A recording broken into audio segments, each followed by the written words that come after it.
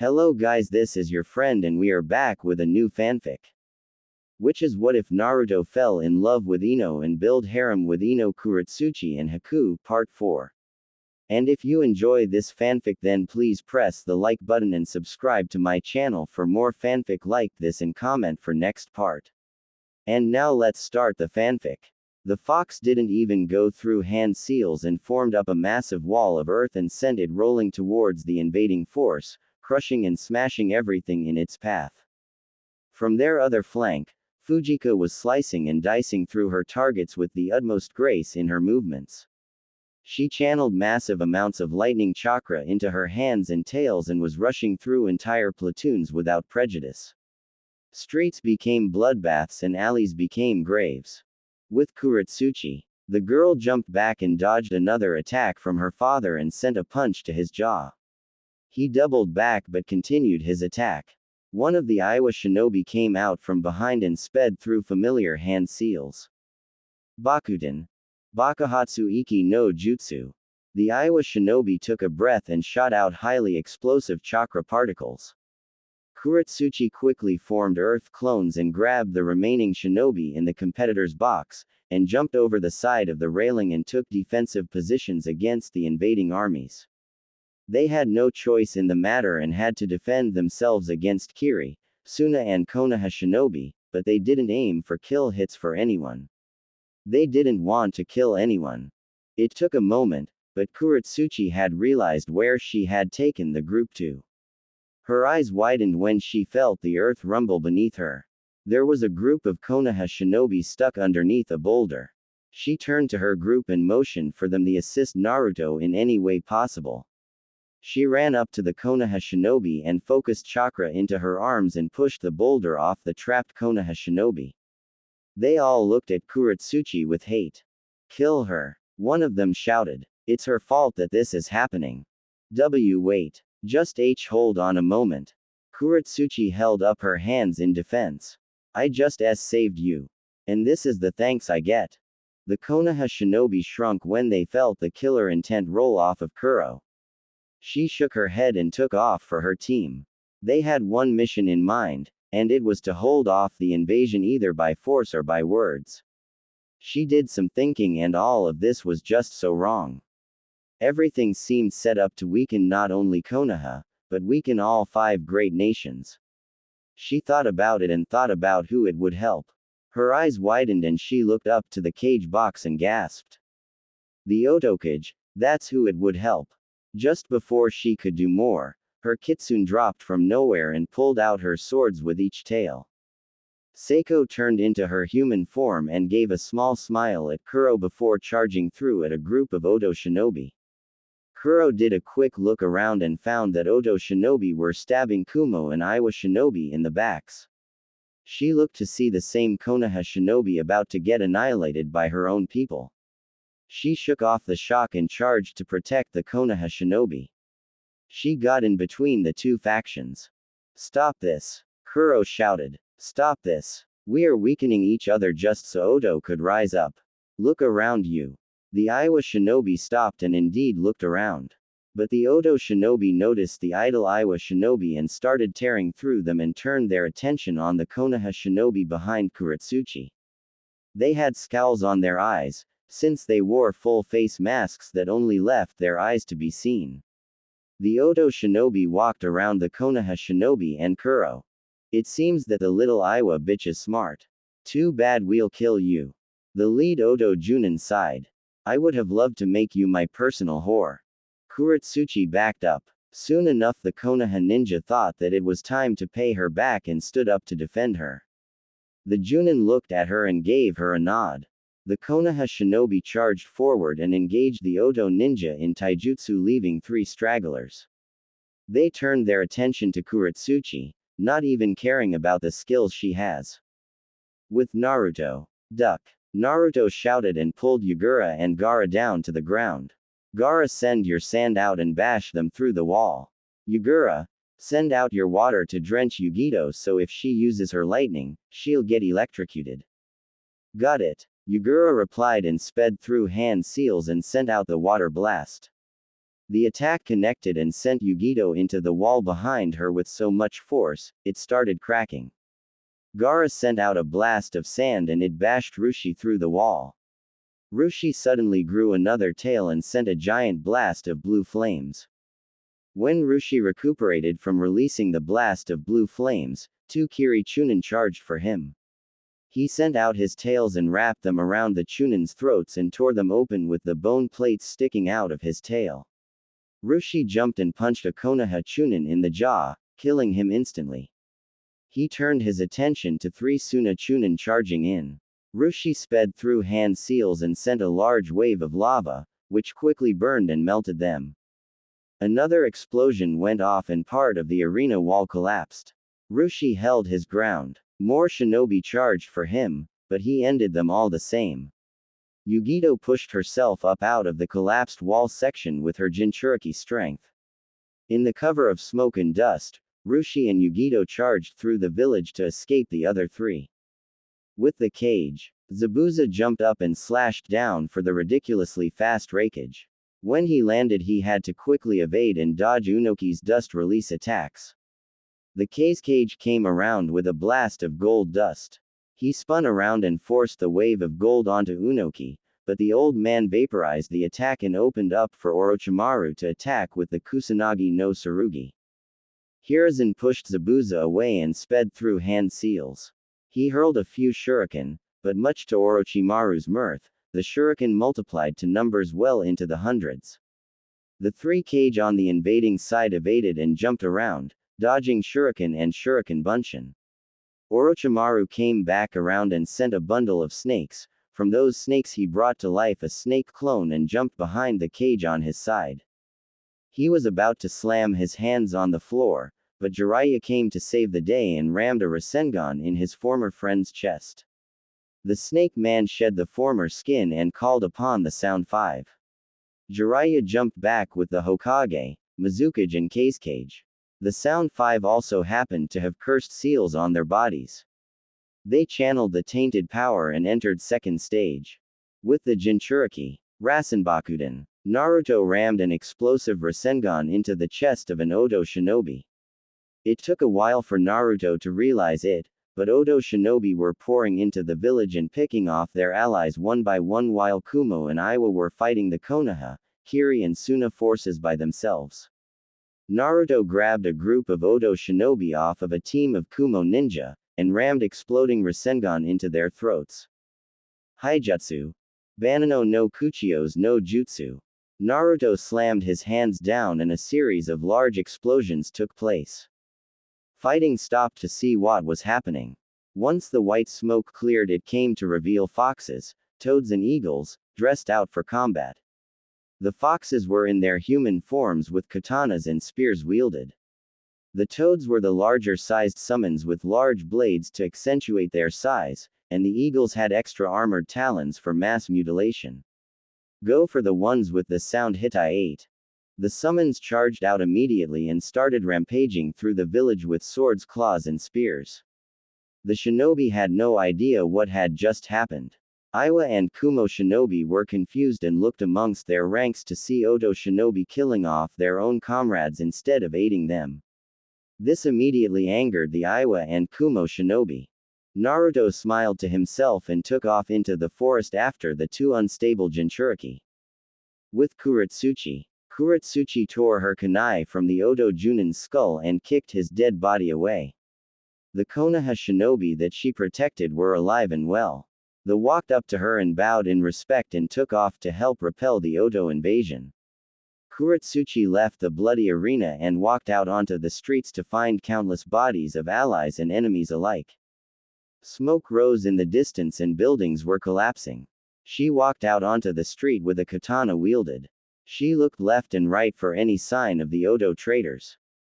It was only a matter of time before the armies of the five nations realized that they weren't the enemy, but instead it was the land of sound. If only she knew who that Odokage was.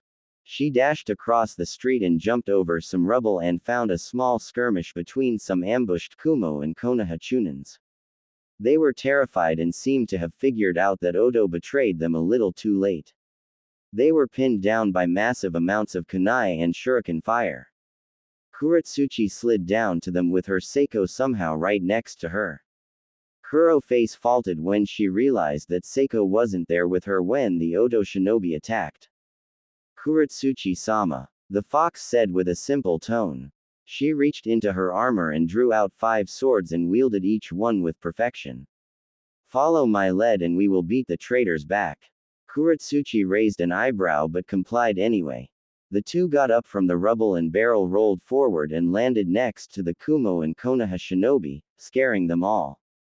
We are allies. Kurotsuchi breathed. Follow our lead and we'll get out alive alright. Odo is our enemy now. Try and spread the word so we can turn the tide of battle and end this worthless bloodshed. Seiko jumped over the cover and started spinning like a tornado made from blades. Every kunai and shuriken was aimed at her, but every projectile was expertly sent back to the thrower with precision of a master. Kurotsuchi jumped over the cover with the shinobi behind her and started going through the gauntlet. With Ino, it took her only a few minutes to realize who their real enemy was. She was now pinned down with Karui-sama Iwa shinobi and Akiri shinobi. Down the street, there were at least 3 platoons of sound ninja pelting them with explosives and shuriken. Ino was separated from Haku and the rest of the Konoha 11. She surmised that they were on their way to the academy to evacuate the children to the catacombs within the mountainside. She dropped into prone position and started crawling across the ruined road with the other shinobi shooting back with kunai and bombs. Ino reached out to Fujika and nodded at the special fox. Fujika smiled and turned transparent and ultimately invisible. Ino looked to the other shinobi. Use as many elemental jutsu you know, and if you don't, just hurl kunai. Ino looked over the side and sped through hand seals. Rantan. Reiza Sakasu. She extended her hands and lasers shot out and blasted into the Odo positions across the street in a building. The moment the jutsu finished firing, she was immediately pelted with kunai and shuriken. Go. Someone else. Sweden. Suidangan no Jutsu. The Kiri shinobi spit forward a flurry of water bullets that plowed through wood and concrete. There was a crate of explosive tags next to the platoon of Odo in their immediate vicinity. As the water bullets continued to fly, Ino reached over and motioned for the Iwa shinobi to come close. Do any of you know fire jutsu? Ino asked. All 3 of us do. One of the kunoichi replied. Good. Aim for those crates. Ino pointed from over the rubble they used for cover. The 3 Iwa shinobi nodded their heads and sped through hand seals. Get down, Kiri-san. Ino shouted. The Iwa shinobi shot up over the cover. Kaden. Karyu Dangan no Jutsu. The 3 shot out a dragon in the shape of a bullet and hit the explosive tag boxes with the utmost precision. Ino pulled the 3 down and forced Karui down and protected her unofficial team. The explosion tore apart the building with the Odo platoon and turned them to red dust. Ino looked down the rest of the street to see Odo shinobi making too much ground in Konoha and fighting back the 5 great nations combined. Suddenly a large eagle came rushing in and grabbed a large group of Odo shinobi and tossed them over to some fox summons in their fox form. Ino smiled and immediately knew that there was only one person in the world with that kind of summon. With Naruto, the 3 Jinchuriki were dashing through the forest in hot pursuit of the other 2 Jinchuriki. There was something extremely wrong with them. It wasn't only the fact that their erratic behavior seemed out of character for them, but they were killing everything in their paths. Naruto and the other Jinchuriki caught up when Yugito and Rushi stopped on a tree branch. They were an entire mile away from the village walls. Naruto looked back to see smoke and large summons battling it out over the village. He turned his attention back to Rushi and Yugito to see them transforming. A second later, and they were launched back by the sheer power the Biju held within them had at their disposal. Yugito transformed into a massive 2-tailed cat and Rushi transformed into a massive gorilla with huge tusks coming out of its mouth. Gaara looked to Yagura, who looked to Naruto. Naruto, Yagura and I can transform into our Biju, but you can't, can you? The Suna redhead asked. No, I can't. But Kurane and I have been working together on a synchronized Biju cloak, so you two distract them and I'll handle the hosts. Yugura and Gaara nodded their heads and wasted no time transforming into Shukaku and Isobu. Isobu wrapped its tails around himself and rolled forward, smashing over trees and whatever else was in its way, and crashed into Son Goku, the four-tailed gorilla. Son Goku grabbed the three-tailed bowling ball and hurled him into a mountain. Naruto closed his eyes and started channeling Kura's chakra. Since he and Kura were such good friends, his chakra cloak immediately skipped the whole bubbly state and his chakra cloak was golden and glowing like flames. All around him trees were growing larger and stronger because of his yang chakra. He looked up and Gaara in his Shukaku form was battling it out with the blue flame cat. Matabi. She took a deep breath and shot out a large blast of fire, blowing the tanuki back a few hundred feet. Gaara swung around with his tail and slapped Matabi across the face, sending her into a mountain. Naruto took it as his time to attack. He shut his eyes and in an instant, he phased up to the head of Shukaku as he grabbed Matabi's arms. The feline of flames was quite feisty and clawed at Shukaku. Naruto jumped off the tanuki's head and charged down his large arms with a Rasengan in his hand. Naruto closed the distance with the passed-out Jinchuriki sticking out of Matabi's head like it's normal. He raised his hand, but Matabi sent its self-defense at Naruto. In other words, she sent huge tendrils of black flames that could melt upon impact, at the golden Jinchuriki. But before the black flames could get to him, he flashed away and reappeared behind Yugito and rammed his Rasengan in her back. He weakened the amount of chakra so he didn't kill her. Immediately, Matabi started to vanish and get Ed back into Yugito. Naruto quickly flashed towards her and grabbed her, ending her descent, but just as he set her down against a tree, Yugura was flung across the battlefield and embedded into the mountainside. This'll take a while. With Haku, she was stuck in a building with some Kumo and Kiri shinobi. They were holed up with Odo shinobi everywhere. Kunai and shuriken were thrown at them, but they were protected by the safety of the building. Yoko was sitting across the room, meditating. Her tails wrapped around her like a Bodhavista. An Odo sharpshooter hurled a kunai at the meditating fox, but the kunai stopped midair. The kunai slowly turned around and shot back at its owner, digging deep into the sound ninja's chest. Haku nodded her head and formed her favorite hand seals. She looked at her companions and nodded at the Kiri shinobi who held the Kumo back and protected them. Makio Hyosho. Ice mirrors started forming from nothing all around the street.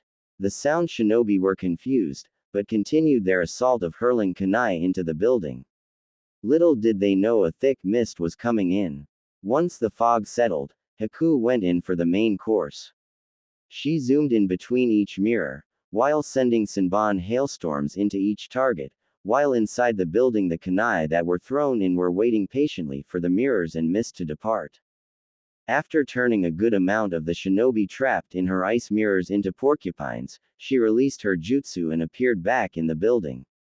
She shot out and covered the remaining shinobi in an ice dome. Yoko sent the kunai and shuriken back at the immobilized shinobi of sound. Yoko also didn't notice that many of the kunai were strapped with explosive tags. The resulting explosion tore apart the building they were in, but Haku's ice dome protected every shinobi. With Kakashi, Sasuke and Sakura had just finished slicing an Odo brute in half thanks to their combined use of Chidori. The Odo shinobi didn't know what to expect from the Sharingan no Kakashi and his students. The three of them stood on top of a large pile of rubble and continued to hold their position against the constant advancement of sound forces. He turned to see Kumo and Iwa shinobi converging for the wall. Sasuke and Sakura quickly took out kunai and got ready for a fight. Kakashi quickly placed a hand over their weapons and told them to stand down. The former enemies charged past the three Konoha shinobi and started taking down the invading sound ninja alongside other Konoha shinobi and Suna.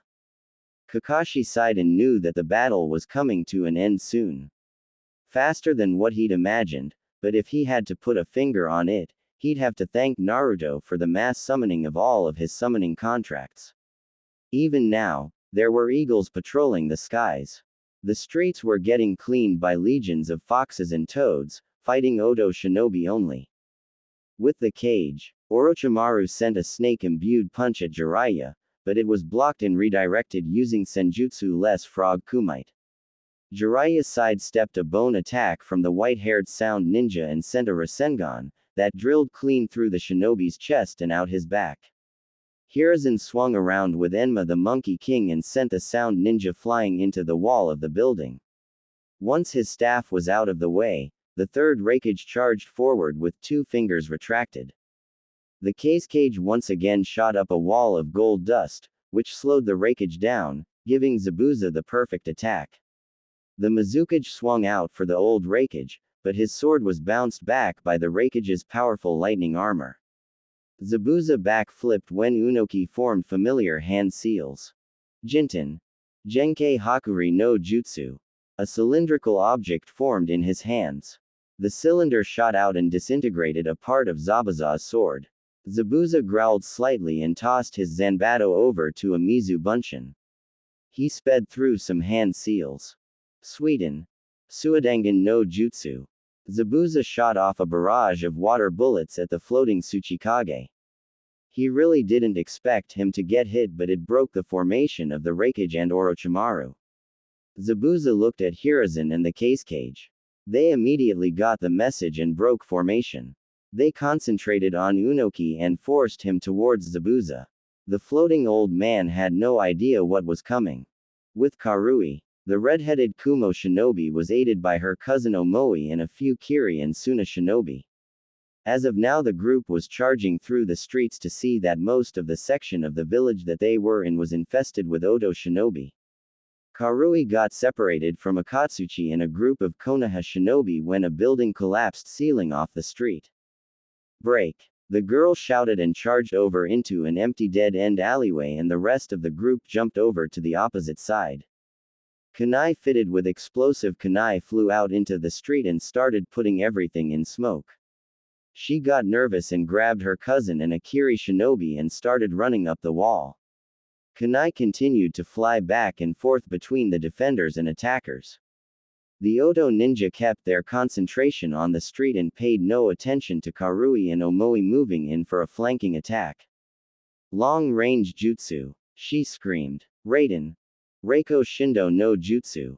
A large lightning bolt pulsed from her arms and shot out at the Odo position. They were hidden behind rubble with the entire section of the street cut off from both sides.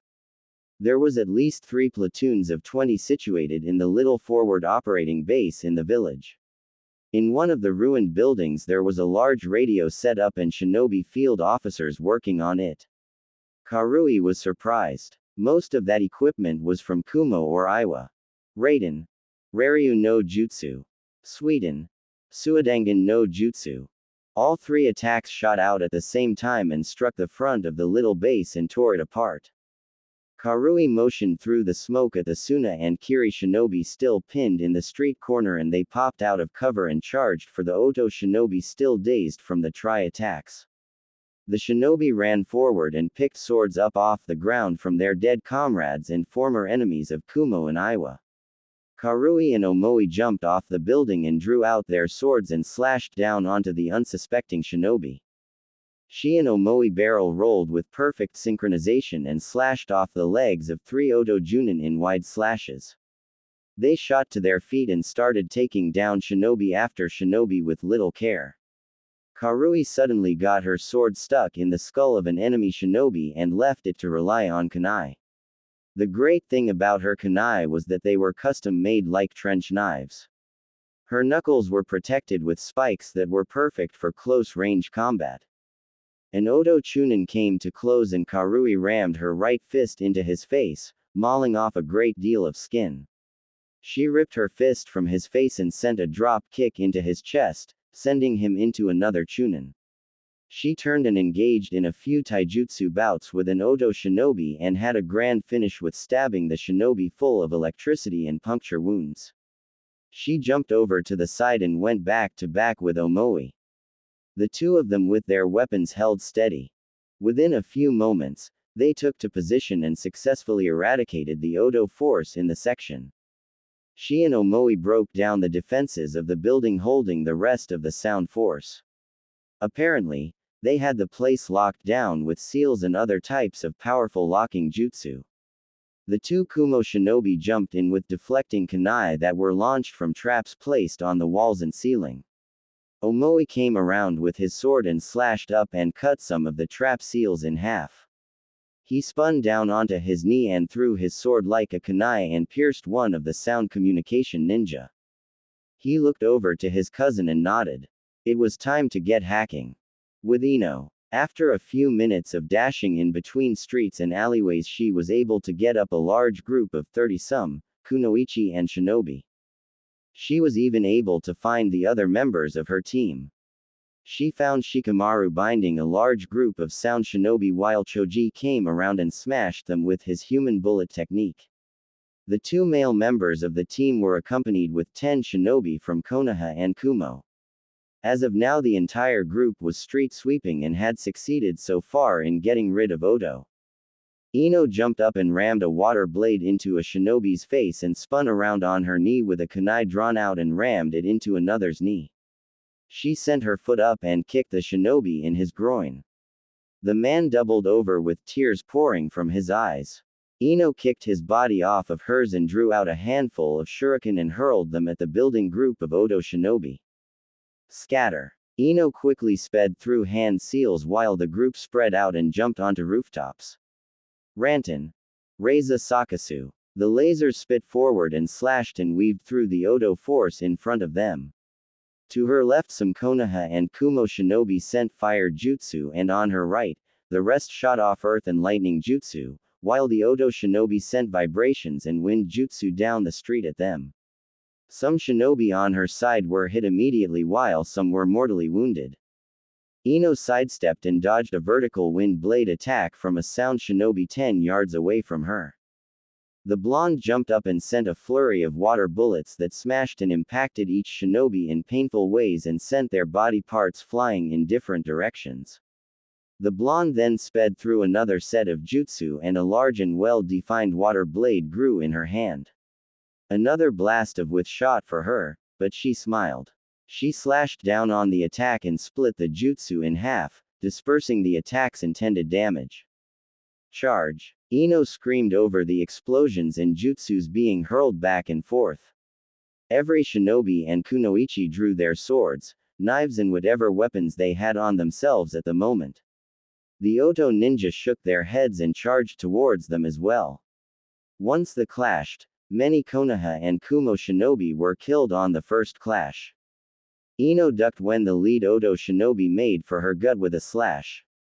The blonde smirked from her crouched position and shoved her sword into the man's gut and tore it out.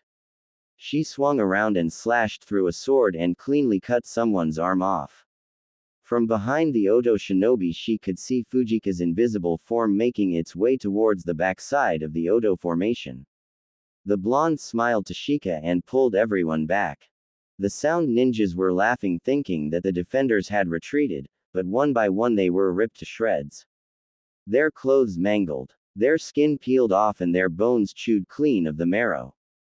Their brains were ed from their skulls and their hearts chomped upon. Their guts were filet mignoned, leaving Fujika back in her visible form and drenched in blood. Her tails painted red instead of their normal purple. Ino nodded her head in approval.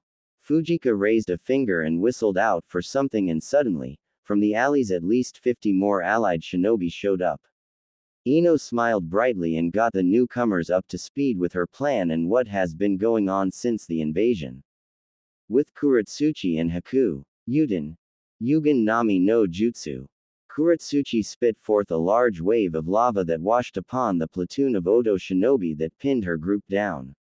Behind her, Seiko was having a field day and was tearing through every shinobi that got in her path. The Konoha shinobi were engaging their own opponents with taijutsu and kenjutsu. To her right, her fellow lava release users were drowning out an alleyway with lava and slaughtered the sound shinobi.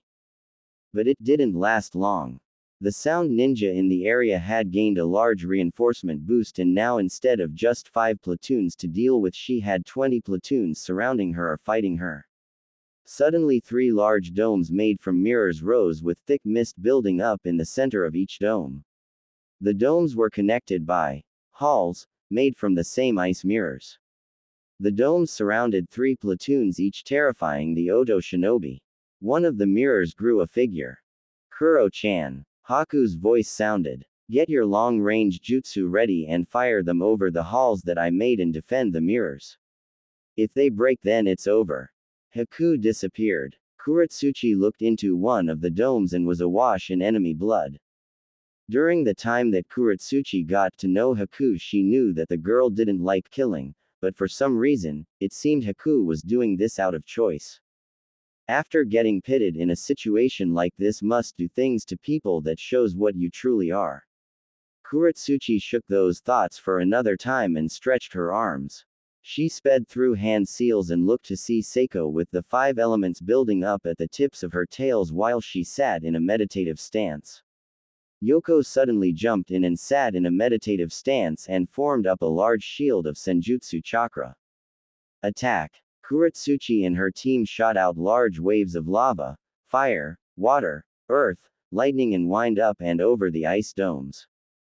The charging sound shinobi were caught off guard and were blown back, electrocuted, incinerated, flattened, melted, or drowned. Kurotsuchi coughed slightly but reached into her pouch and took out a soldier pill and popped it into her mouth. She straightened out and had a new look in her face. She sped through another set of hand seals and spun around when she sensed an enemy shinobi jumping over the mirror halls. Yugen Dan no Jutsu. She spit forward a heavy barrage of lava bullets and blasted the unlucky shinobi back and sent him flying off the hallway's top. Where the hell are all of these damn shinobi coming from? With the Jinchuriki, Naruto was on Shukaku's form, breathing heavily. He had already used up both of his Senjutsu gathering clones hours ago and was now relying on his Fox Sage mode. He was drenched in sweat and his body ached. He had to finish this soon. Gaara had just lost an arm and was having trouble rebuilding it. As of now, Rushi was wailing on Yagura. The poor turtle had no idea what was coming. But it was all part of the plan. Now Gaara, when he has a pattern going on. Gaara nodded his huge Shukaku head and sent his sand tail out and grabbed the gorilla's arm and pulled Son Goku off of Yagura Isobu. The 3-tailed turtle shot up and shot its tails out and wrapped around Son Goku's arms and legs, binding him tightly. The red-headed fox sage jumped off of Gaara's head and landed on Son Goku's forearm and charged upwards towards the giant gorilla's head. Naruto shot out his tails and grabbed onto his right tusk and swung around, using his momentum to carry him up. He pulled his tails back and landed onto the gorilla's head with a Rasengan in each tail. She shot the tails at Rushi's figure sticking up out of Son Goku's head, but some first shot out and grabbed his tails and spread them out, making Naruto lose his Rasengan. Naruto was suddenly sprung forward and rammed his fist into Rushi's face. The resulting explosion shook the entire battlefield silent, but it continued shortly afterwards. Rushi's eyes awoke and they were no longer dilated. Instead, they had fear shooting out of them like daggers. Rushi started hyperventilating and Son Goku started disappearing. Naruto looked over to Gaara and Yagura and saw them started turning back into their human forms. He shut his eyes and channeled as much Kitsune natural chakra and launched his tails out and wrapped them around the falling bodies of Yagura, Rushi and Gaara. He wrapped another tail around a tree below him and swung around while pulling himself closer to the ground. His tail slipped and shortened, bringing the 3 other Jinchuriki towards him. He was too weak to move out of the way and ended up crashing with the 3 in midair. They continued to fall and crashed through tree branches and tree trunks and landed on Yugito's unconscious body. With the cage, Unoki fell for the trap after a few minutes of baiting and taunting.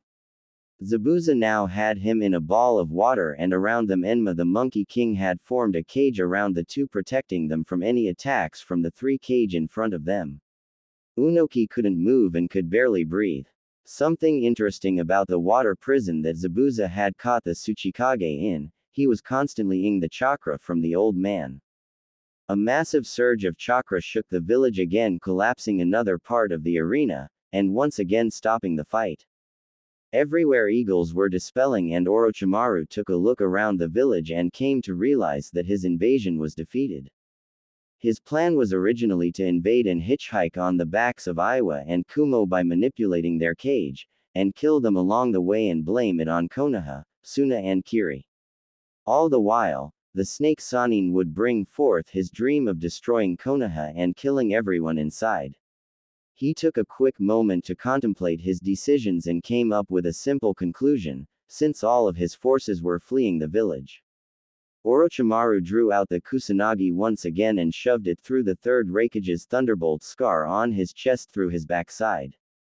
The other cages were caught off guard. Orochimaru extended the blade and stabbed it through a gold dust wave and impaled the cage through his throat. Orochimaru tore it from the red-headed cage's chest and shortened the blade. Orochimaru slashed the sword while it was still embedded in the Raikage's chest and slashed it out through his right abdomen. Zabuza and Unoki were horrified with this turn of events. Hiruzen didn't react fast enough and Orochimaru's sword extended as he spun around and sliced the head of the Sandaime off of his body. Zabuza released the water prison once Enma dispelled. Unoki gave a look at Zabuza and nodded. The two charged at the snake, but his subordinates were still in the fight. Zabuza grabbed his sword up off the ground and slashed out. Kidomaru, the six-armed kid, lost half of his arms in one go and Zabuza's damaged sword started growing again. The six-armed boy screamed in pain and activated the cursed seal and pounced on the Mizukage, but was caught in a big cone with a radiant center. Kidomaru looked at his comrades with wide eyes before he was turned to dust.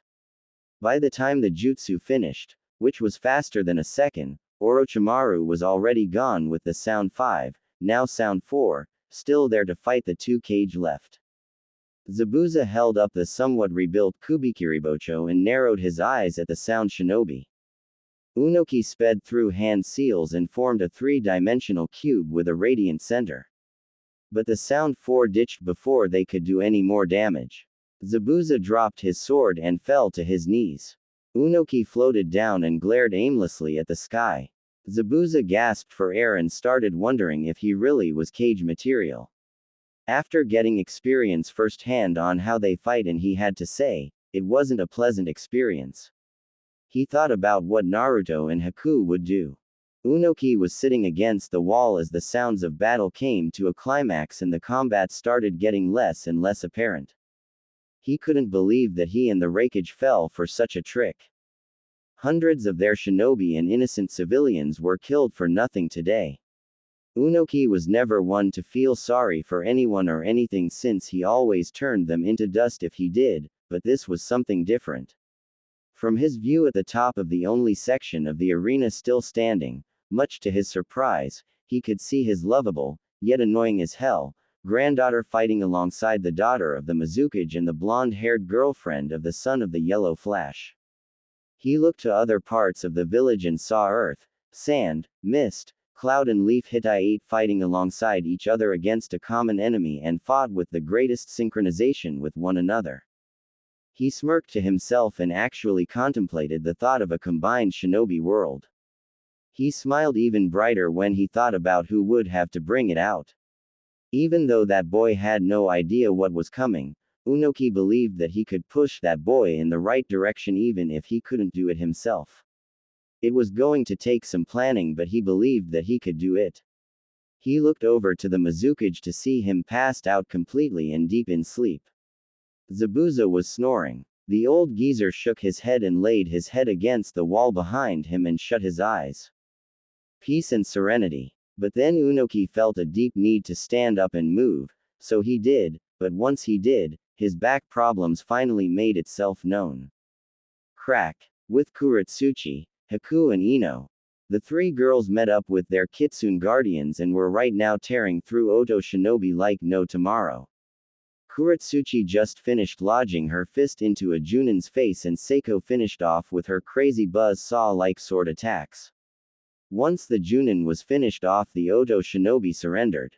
All around them they started surrendering.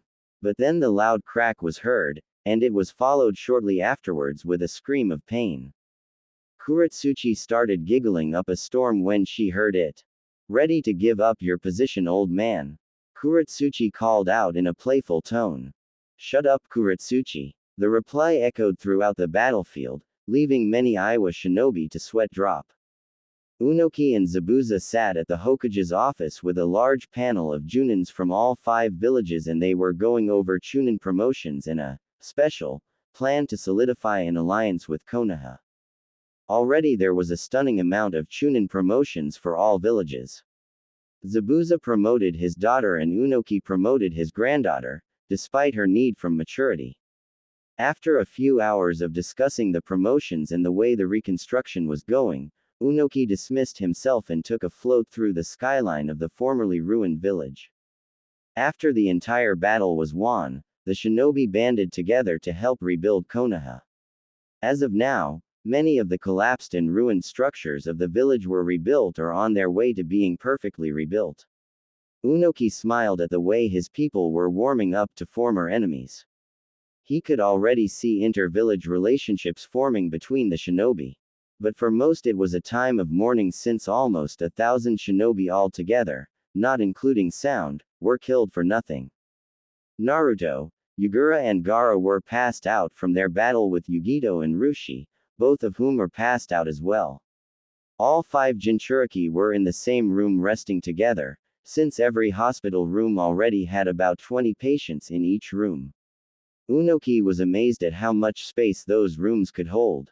After checking on the Jinchuriki, he left the moment he saw Kurotsuchi, the daughter of the Mizukage, and the blonde girl sneak into the room. He floated through the sky patrolling the area with some permanent eagle summons. He looked out into the forest to see mixed units and squads dashing through the forests around Konoha in search of any sound stragglers. In the streets, the relief effort was going well, and the tension felt on the first day of reconstruction dissipated by the second day, and everyone was getting along perfectly. The Tsuchikage was genuinely surprised to see the rich folk who were practically untouched during the invasion actually helping out. From what Unoki first understood about rich Konoha folk were greedy and self-centered people who only cared about themselves. He shrugged and continued to float off through the village. He lowered himself down in front of the heavily fortified Hokage Tower. On both sides of the gate there was 1 shinobi from all 5 villages on the right side and 1 kunoichi from all 5 villages on the left side. All 10 of them standing guard of the most important building in the village. On the roof, there was the same defense contingent. 10 shinobi and kunoichi, all from every village. Unoki nodded his head at the guards and entered the grounds surrounding the tower to see groups of high-ranking Junin from each village sitting in the grass and discussing important matters. The little cage trudged up the steps and floated the rest of the way to the Hokage's former office. It's nice of you to join us again, Unoki Dono. Zabuza said, looking up from his maps and shinobi ledgers for all 5 nations. It wasn't what he really wanted to do, but since most of the cage were dead and he thought that Unoki was just a little old man, he felt that as the youngest so far, he'd have to do the math and write in the promotions himself. He looked up and handed Unoki a scroll that read Alliance. The big-nosed cage smiled brightly and read over the plans. 5 days later. White. It was a lot of white. Naruto struggled to keep his focus on as he opened his eyes. His head was booming with intensity and pain. He gripped his forehead and pinched the bridge of his nose and sighed. He heard the sound of beeping, and soon enough other people were heard shifting in their beds. Naruto's vision cleared and he came to see that he was in a hospital room with Gaara to his left, Yugura to his right, Rushi directly in front of him and Yugito next to him. There was a long and awkward silence that took place between the 5. I'm sorry, Rushi said, breaking the heavy cloud of tension. I don't know what happened to me. I don't either, Naruto-san. Yugito added. I think we were put under genjutsu or something. I don't remember a thing about our fight after the start of the invasion. It's like someone erased it. Don't worry. Naruto said, causing the two former enemies to gasp in shock. I'm no mad. The redhead smiled. Our nations were able to band together and fight against a common enemy, and we won. Suddenly the door opened to reveal Naruto's three lovers. Each one had a different flower in their hands. Ino had a purple rose for his eyes, Kurotsuchi had a rose made from glowing lava kept liquid somehow, and Haku had a rose made from ice. All three looked at Naruto hoping that he was still asleep, but found that the entire room was awake. The three girls blushed madly before turning around awkwardly. Naruto shot his tails out and grabbed the three girls and turned them around to face him. Where do you three think you're going? Naruto asked with a small smile. The three girls placed their flowers in their designated vases, which Naruto just noticed. It turns out that there were nearly 200 flowers in each vase that the girls had. He smiled slightly at his unofficial girlfriends and received a kiss in his cheeks from Haku and Kuro, while Ino bent down and kissed his lips softly before she broke off. The three girls left happily and felt accomplished for making Naruto seem flushed. The redhead scratched the back of his head when the other four Jinchuriki laughed. The whiskered boy shook his head and leveled his stare at Rushi. It wasn't filled with any hate, quite the opposite.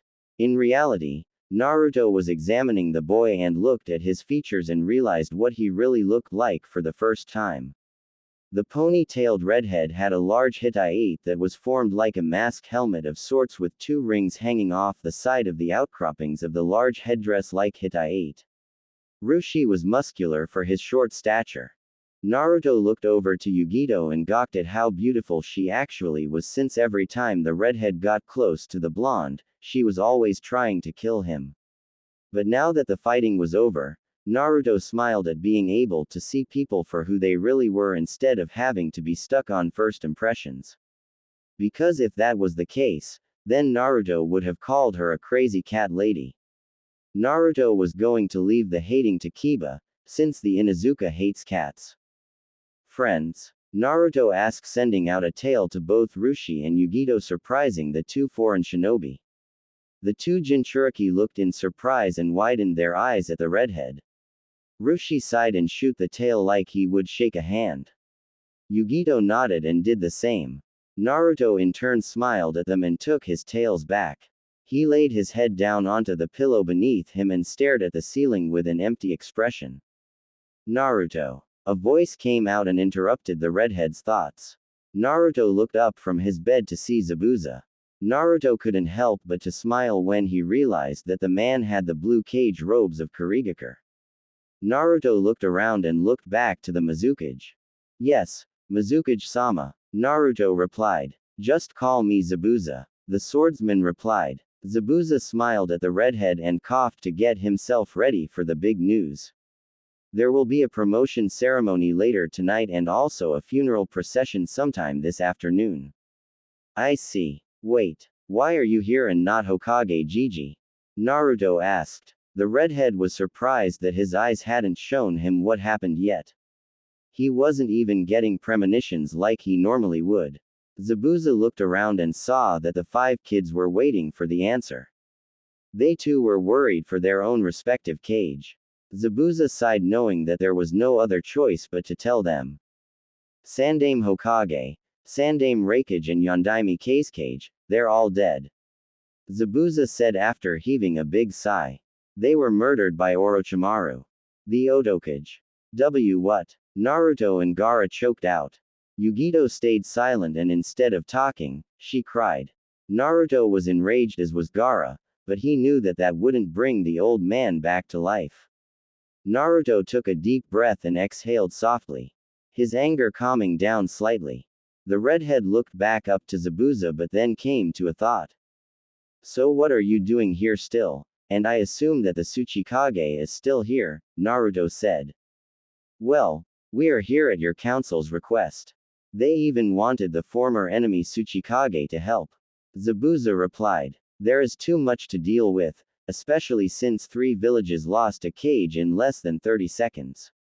The former invading army turned defending army needs a place to rest before going back home, where there is mostly likely going to be a massive power grab in each of the leaderless villages. I see. Naruto took another deep breath and let himself drift to sleep again. Wait. Zabuza. How long have we been out? 5 days. A few hours later, Naruto stood with Sasuke to his right and Konohamaru at his left. All around them thousands of shinobi were standing in silence as the cage and dead shinobi were buried. The Kumo and Suna shinobi insisted to have their cage buried in Konoha. The shinobi got down onto their knees and started praying to whatever deity they happened to believe in. Suna had Fujin, the great wind god. Iwa had Haniasu, the god of earth. Kumo had Raijin, the god of thunder, and Konoha had Amaterasu, the great goddess of the sun. Each shinobi had a different way of worship, but each one fulfilled their purpose. Each shinobi had a stick of incense. At the front of each picture for those killed there was a small bowl for the shinobi to place the sticks. As they finished the ceremony, the gods and goddesses began to cry with them.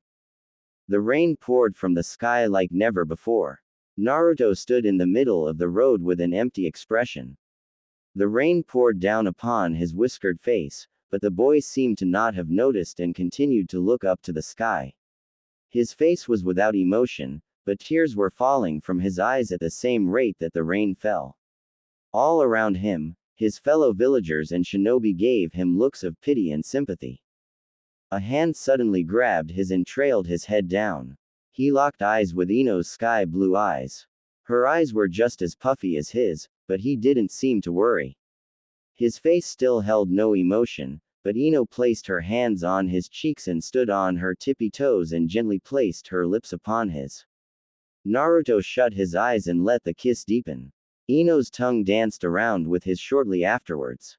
All around them the civilians were watching the scene with a sad happiness. They broke for air. Ino and Naruto rested their foreheads on each other's own foreheads, gasping for air as water poured down their faces and drenched their clothing. Naruto's tails wrapped around the both of them, keeping her close to his body. Ino was instantly caught off guard by how warm he was, even though he was standing in rain for almost an hour. They were silent and kept to each other. Their breaths were in sync and their heartbeats were racing. Don't feel so down, Naruto-kun. Ino smiled a sad smile. I know, but I can't help it. Ino gave Naruto a small smile and shook her head. Their lips grazed each other. Naruto could feel her breath tickling his lips. Naruto smiled and wiped away his tears. Suddenly the dark sky brightened and started lightening up.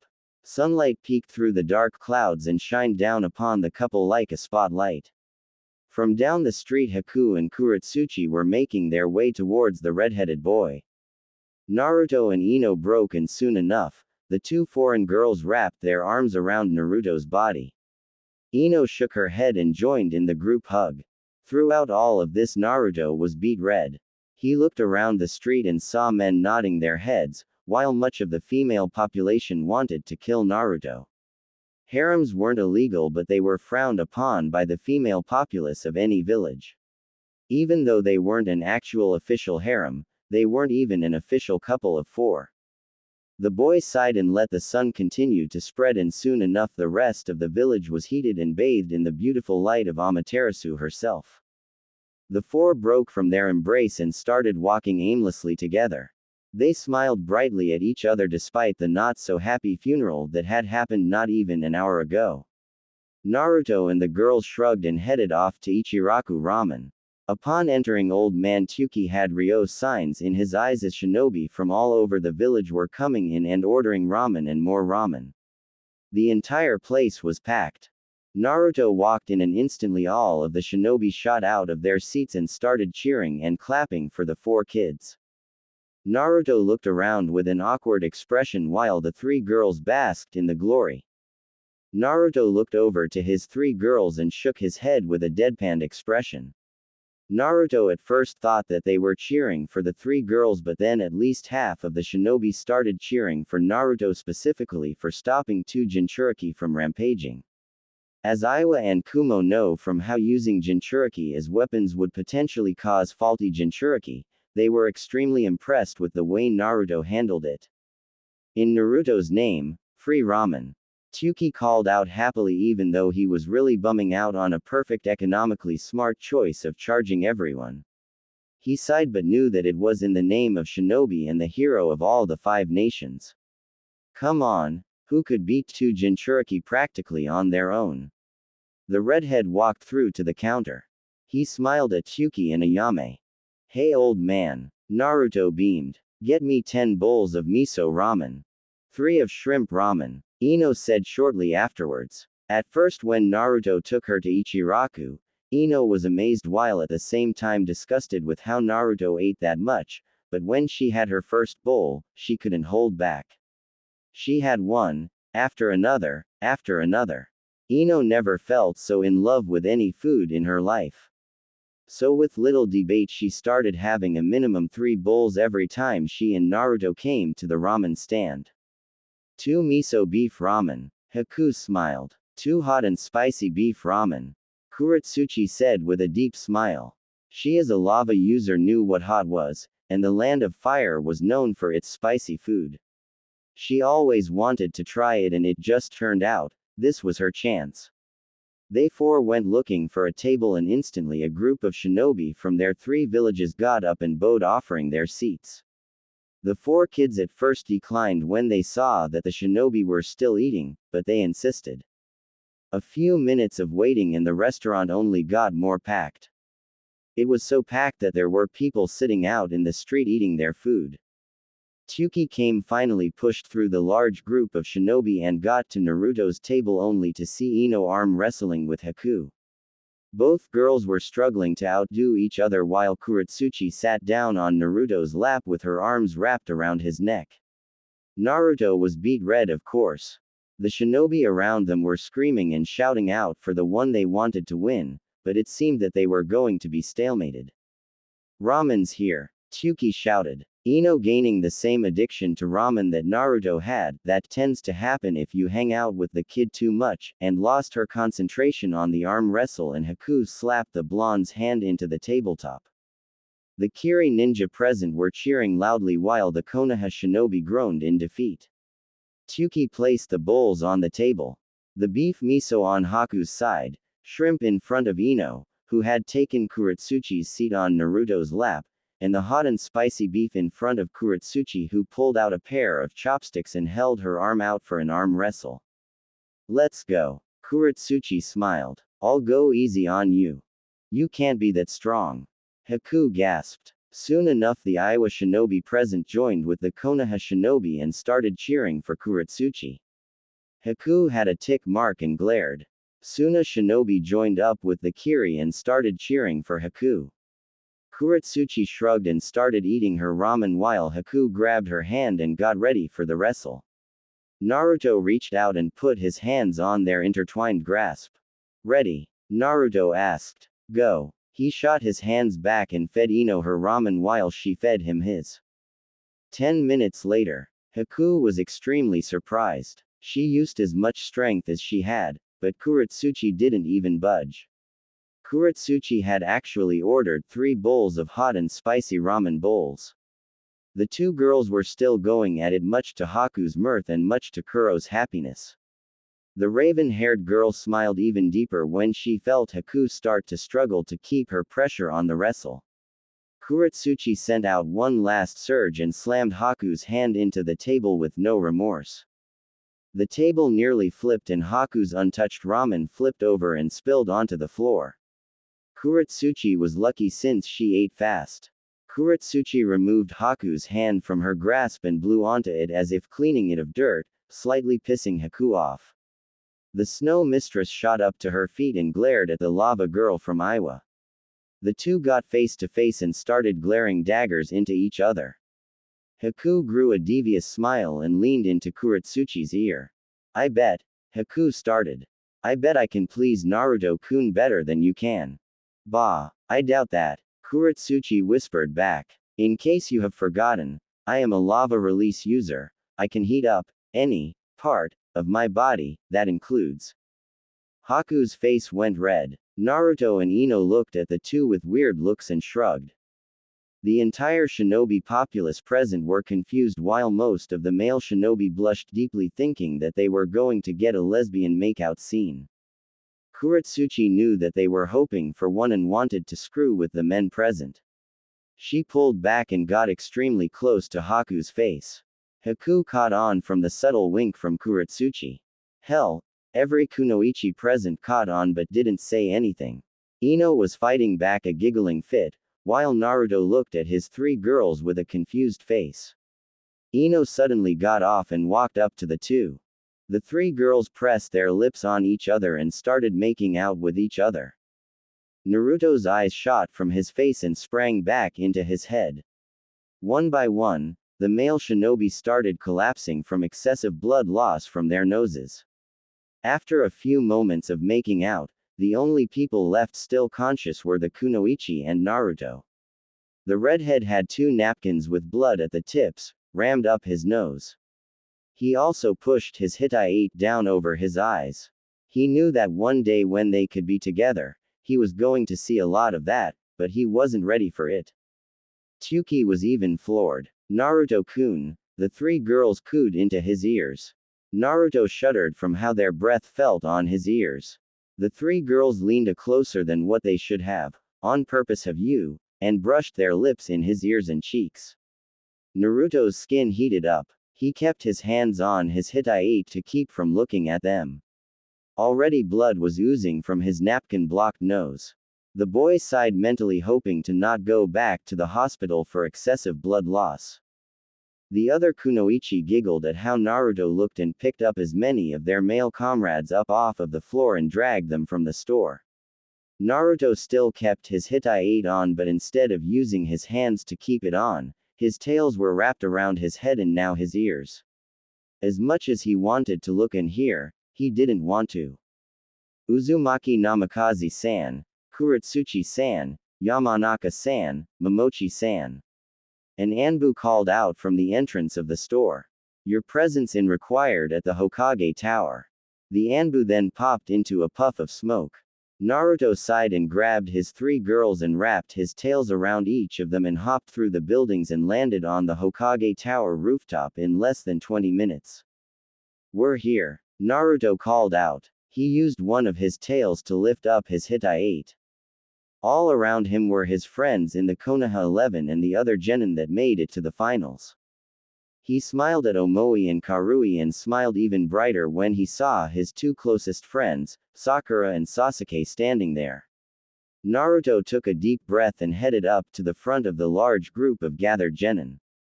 He made another look around and saw that every team sensei was there in the back looking at their students with bright smiles. Kakashi, though, had his face in his blasted orange book like he always did. At least he was early for a change. Welcome, former genin. The council here in Konoha and the Tsuchikage and I have come to the consensus that all of you are worthy of promotion for your deeds in the invasion.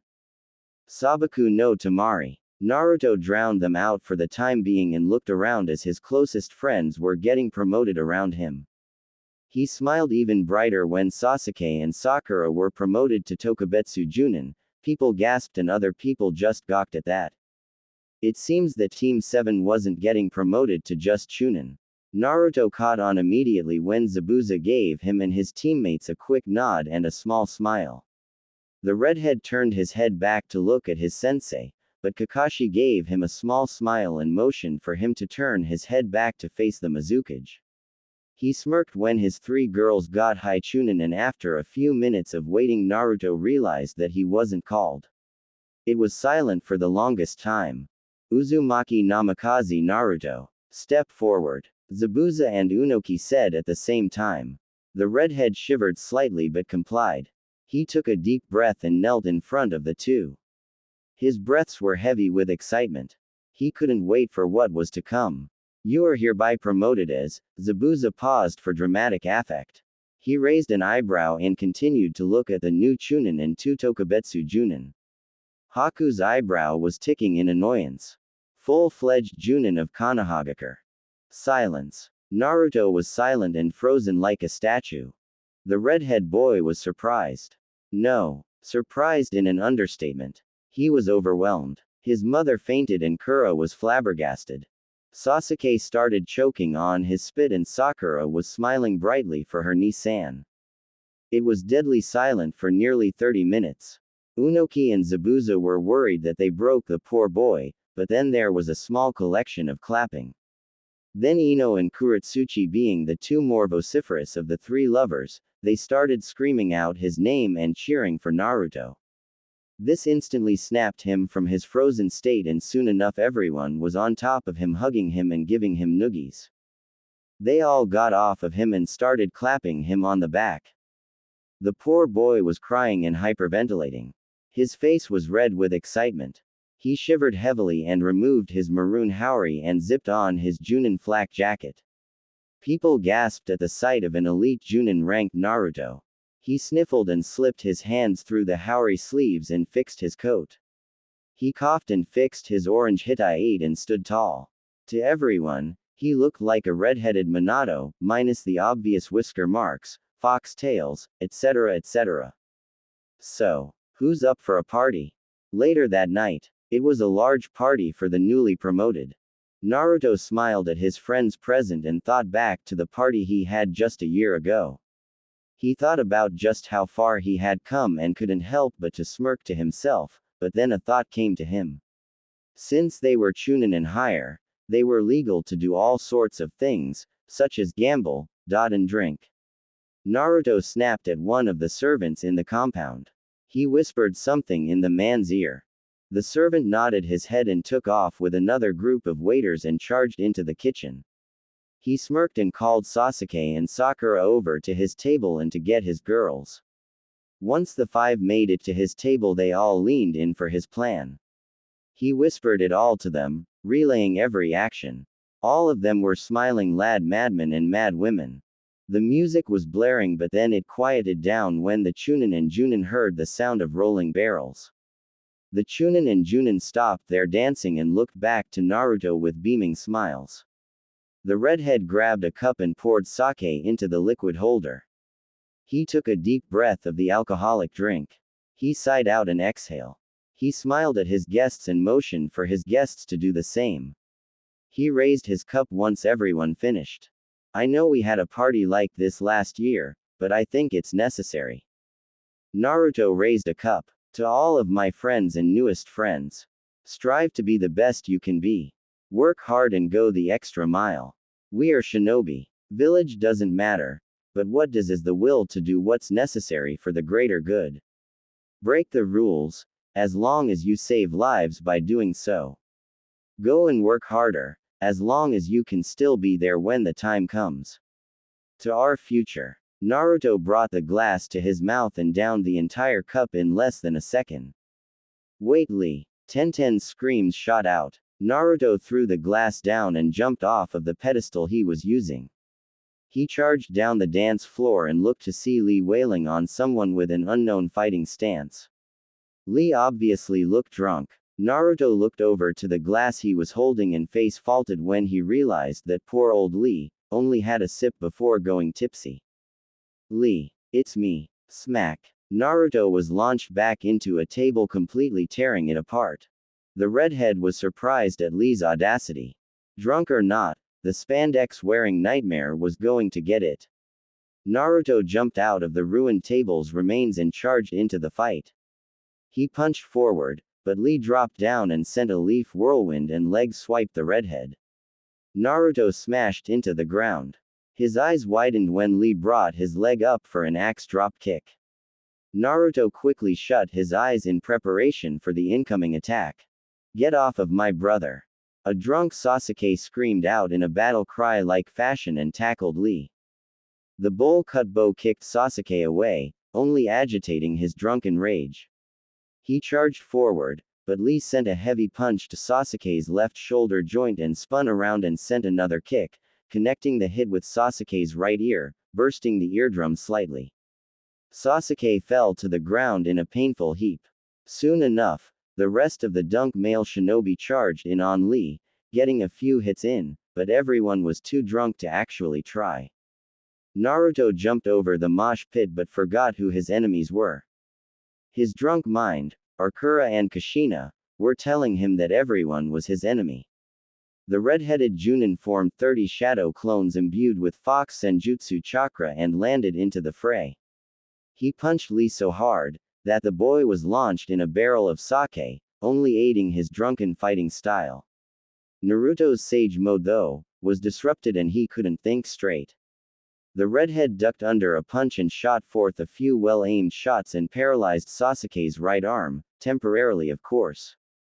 Sasuke, though, was too drunk to realize it and sent his limp arm bashing and crashing through his opponents until his arm became functional again. Lee backflipped and made a running jump kick and plowed through the large group. His foot was caught by an extremely drunk Guy Sensei. The two engaged in a ridiculous spar that ended up sending everyone into barrels of sake including themselves. But everyone pushed themselves out of the sake barrels and charged forward.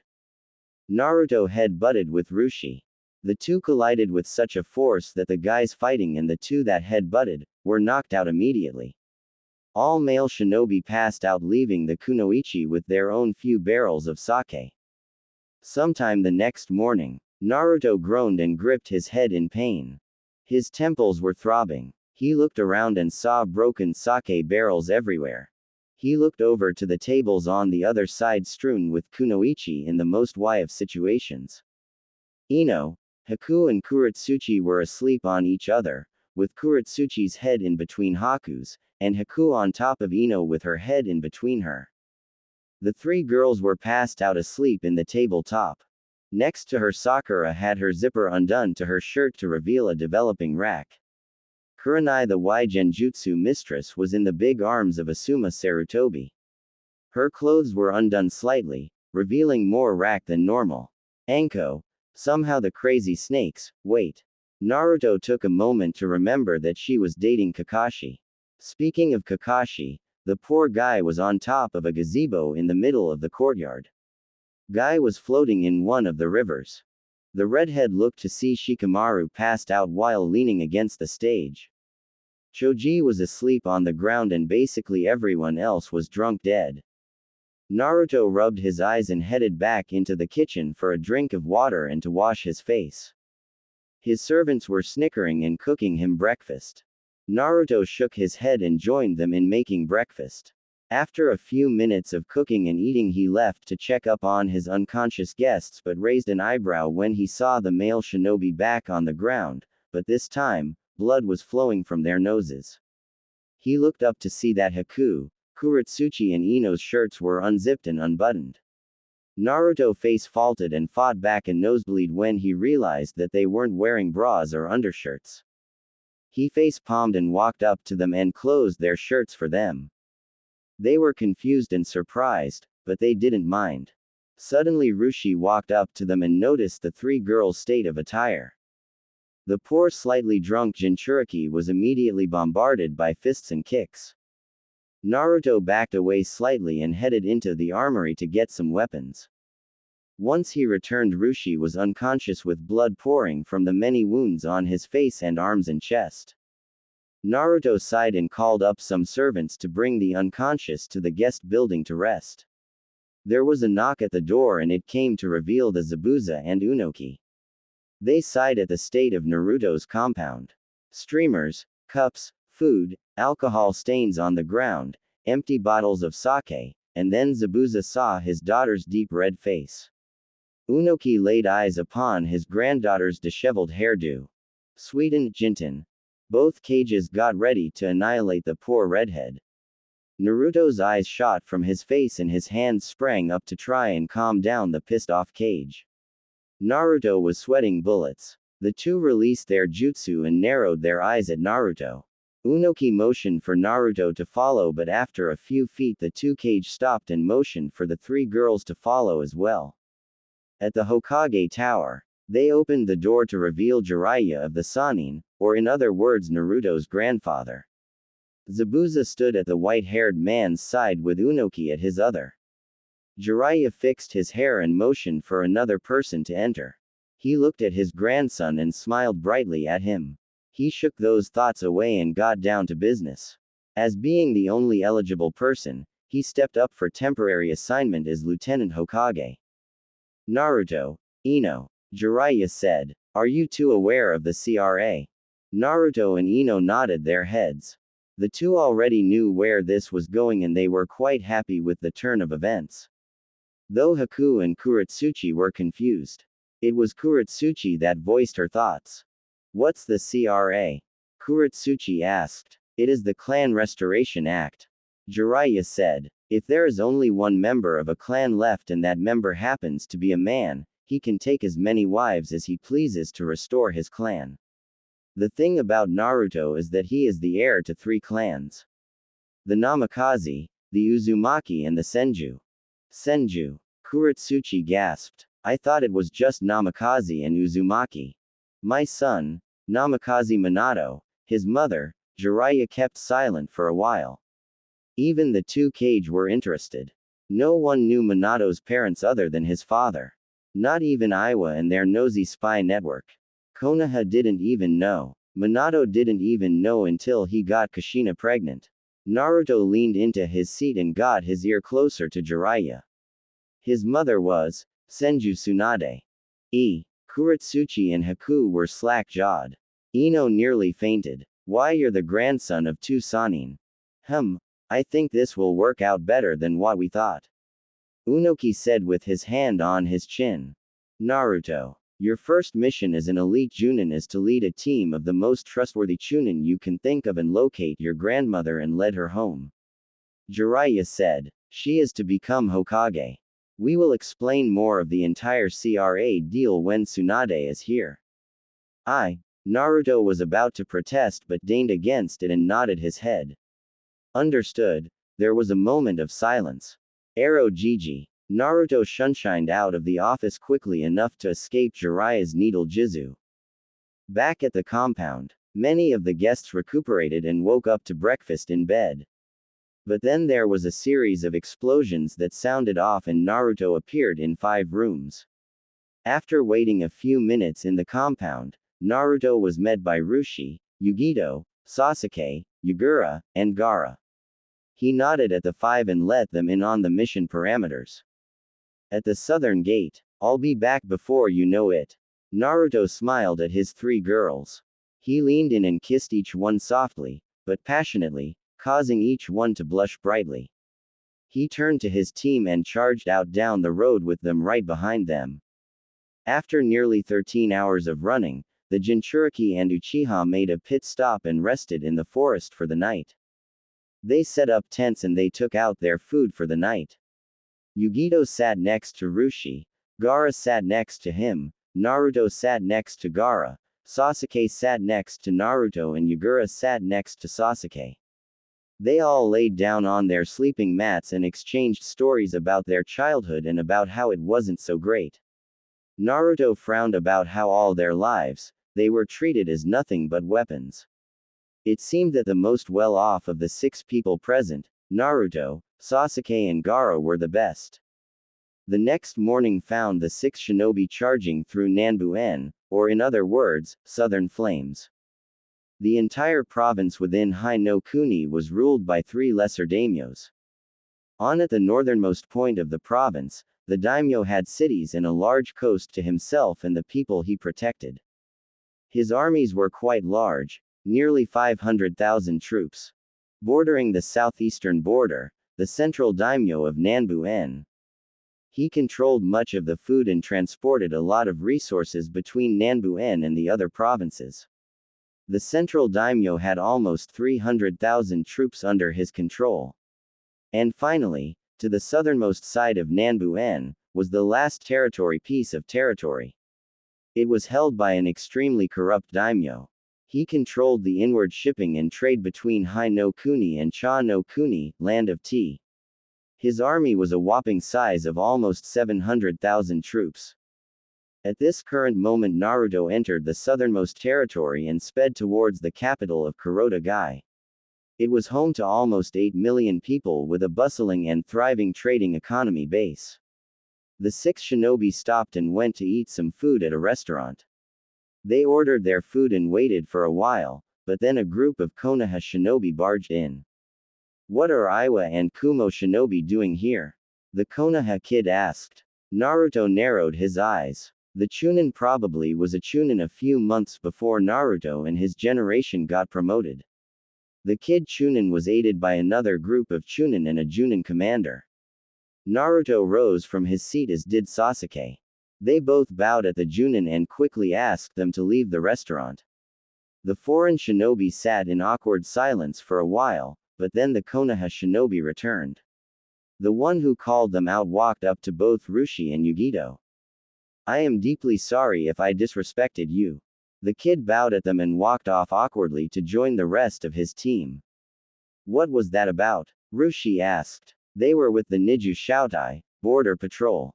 Naruto clarified. They weren't in the village when the invasion took place, so they thought that you two were still enemies.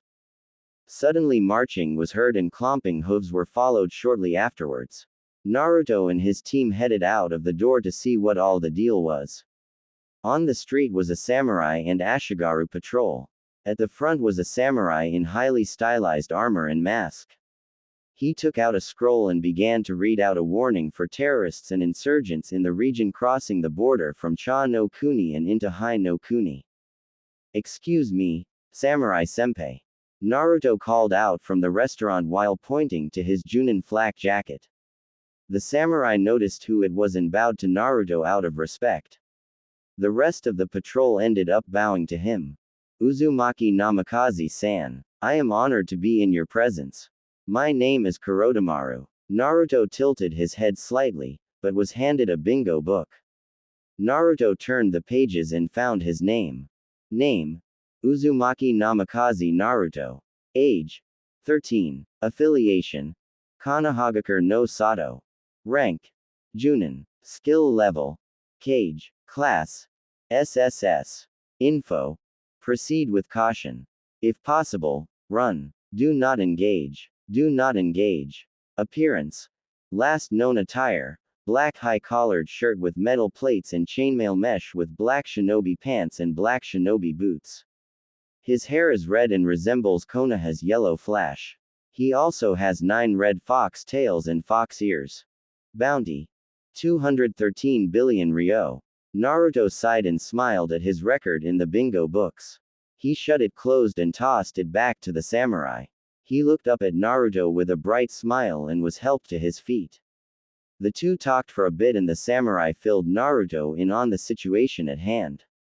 So, it appears that there is a large terrorist organization that's pouring supplies and weapons into the country.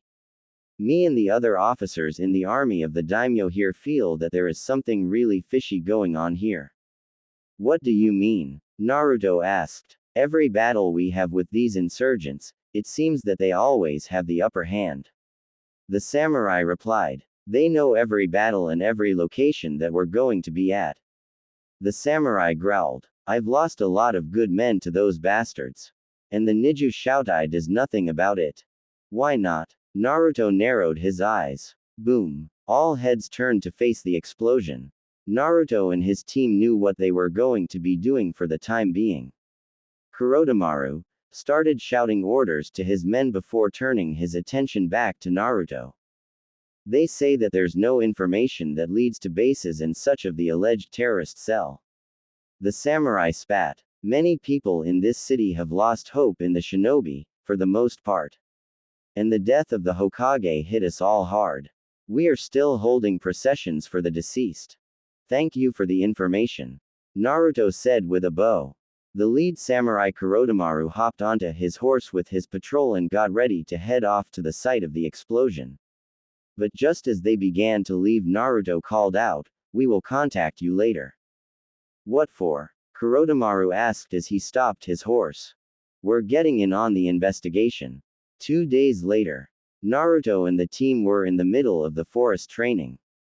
Naruto had gotten them started on Rasengan training while Naruto worked with Sasuke to master his Chidori and its variants. So far the Jinchuriki had the Rasengan going well, but some weren't getting the ratio of chakra and spin right. The same problem Naruto had, So the red-headed boy focused wind into the ball of chakra, but he quickly realized that his teammates didn't have the same power, so he settled to having them work with adding their own elements to the attack. Not only were they learning the Rasengan, but they were also digging up clues about the alleged terrorist cell in the city coming from the Cha no Kuni. The leads were coming up as dead ends or complete mosh pits of circles and spins and twists that led them one place that led them to another place or nowhere at all. Naruto in the beginning of the investigation was getting fed up. But after reading a few books by some other writers other than his grandfather, Naruto was able to get analytical with investigations. The slightest chink in the crime scene or alleged meeting places for the terrorist cell, Naruto was able to find some incriminating evidence. Naruto came across a small fabric left behind by a probable suspect. He took it with him and had his mother and Kura examine the fabric. Within a few days, the daimyo caught wind of what Naruto was doing and inviting him to his massive palace. Once there, Kura and Kushina pointed out various people with the same fabric type, and every single one of them were samurai loyal to the daimyo. Naruto and his team of course didn't notice this, they were too entranced by the high-classed sake that the daimyo chose to bring out. That little tidbit of information was forgotten by both Kushina and Kura for a few days until Naruto started digging up more information that led to samurai and Ashigaru in the daimyo's personal guard. Naruto was getting worried and had a feeling that he didn't want to finish this mission, but too bad quitting wasn't in the redhead's nature. Naruto the next day finds another clue in a supposed terrorist base, but instead of weapons, all they found were drugs in large cages. The first assumption was that it was nothing but an illegal exotic animal trading post and they completely disregarded the area, but Naruto found more fabric pieces that matched those of the daimyo's guards. They raided more places that were claimed to be terrorist bases, but once again, all they found were drugs, cages and pieces of fabric. The redhead sighed and scratched his head. A week goes by. For the past 7 days in Nanbu-en, the investigation turned up dry, but they were able to crack down and shut off drug-dealing rackets controlled by yakuzas within the city. But then the investigative team broke into an abandoned warehouse near the walls of the city and found another drug ring, but it wasn't just any drug ring, but it was a prostitution ring. There were cages much like in the previous drug dens. But instead of animals like they thought, but instead it filled to the brim with women wearing price tags and markings. Needless to say, the whole shinobi team killed everyone in on the prostitution ring. After a few weeks of dealing with explosions and attacks on Kurotomaru's samurai patrols by the alleged insurgents, Naruto finally got it one night. He awoke in a cold sweat and was hyperventilating. Yugito and Rushi were asleep together on the couch, Yugura was asleep in a hammock in the balcony, Gaara was asleep on another couch and Sasuke took a bed with Naruto taking the second one. The poor redhead awoke everyone in the room. Sasuke shot out of his bed and flicked on the lights. Naruto. What's wrong? The duck-butt-haired boy asked. I solved the case. Naruto got up out of bed and trudged out of the room door with his squad behind him. Naruto walked down the halls and down the stairwells and walked out of the front door to their highly exquisite hotel. The samurai was making another night patrol and stopped to look at Naruto with a weird look. Take us to the daimyo.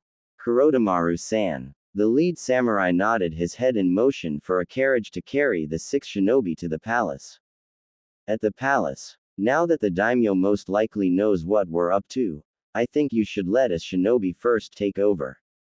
Once the front is cleared then, charge forward without stopping. If I'm correct, which by the way, I am, the daimyo should have sealed off the palace and has his samurai guarding this place like guards. The moment Naruto opened the door, samurai charged at him. Naruto smiled and formed a Rasengan and rammed it into the lead samurai and sent them flying. Naruto and the attacking team charged into the mansion with one mission in mind. Rushi came around with a side attack from their flanks and sent off balls of cold lava and had the attacking samurai encased in the cold liquid. Yugito came around and shocked them to the point that they passed out from the amount of electricity pulsing through their bodies. The rest of the group charged ahead into the first tier of the castle, which was the first level of 5. Naruto jumped up and sent his tails forward and grabbed a hold of one of the jutting rooftops of the higher-leveled towers. Naruto left his team behind and swung around and smashed into the rice paper windows and landed in the throne room of the daimyo. The pudgy man was surprised and was sweating bullets when Naruto narrowed his eyes at the man. He wore a highly exquisite kimono and had an entourage of women. All of them looked at Naruto with fear but also seemed to be in a daze. Naruto growled slightly and shot his tails out and grabbed the daimyo from his throne and held him at each limb. The doors smashed open to reveal Kurotamaru and his samurai guards with the rest of the Jinchuriki team sent to find Tsunade. They looked in surprise and laid their eyes on the large amount of women laying at the throne's feet and walking around. It took a moment for them to notice, but they were slaves for the daimyo. Naruto growled when he came to the conclusion of it all. Those weren't terrorist attacks, were they? Naruto growled. They were just a cover-up for you to smuggle in women. His chakra flared, scaring the pudgy daimyo. You had your most loyal bodyguards play the role of terrorists, while at the same time covering up your dealings with the Yakuza. Naruto smashed the daimyo into the floor and threw up into the ceiling. You have no idea how much I want to kill you. Naruto pulled the man towards him and smashed his fist into the daimyo's face. The fat man was horrified, but Naruto threw him at Kurotamaru. You are in charge, Naruto shouted. And you, Naruto pointed at the daimyo, are going to give your position to him, or else the fire shogun is going to know about this. Naruto waited for the man to reply. The fat man nodded his head fervently and Naruto cancelled his readied attack. The redhead bowed to Kurotamaru and headed out of the palace with gawking samurai. I will support you to the end, Naruto-sama. Kurotamaru smiled. Our forces have you back. I will send word to the other daimyos of Nanbu-en. Thank you for solving out problem. Is there anything that we can do for you?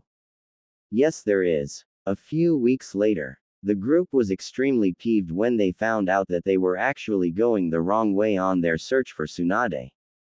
They were told to head to Saibu-en, Western Flames, or in other words, Western Country of the Land of Fire. It too was split between 3 daimyo just as Nanbu-en was.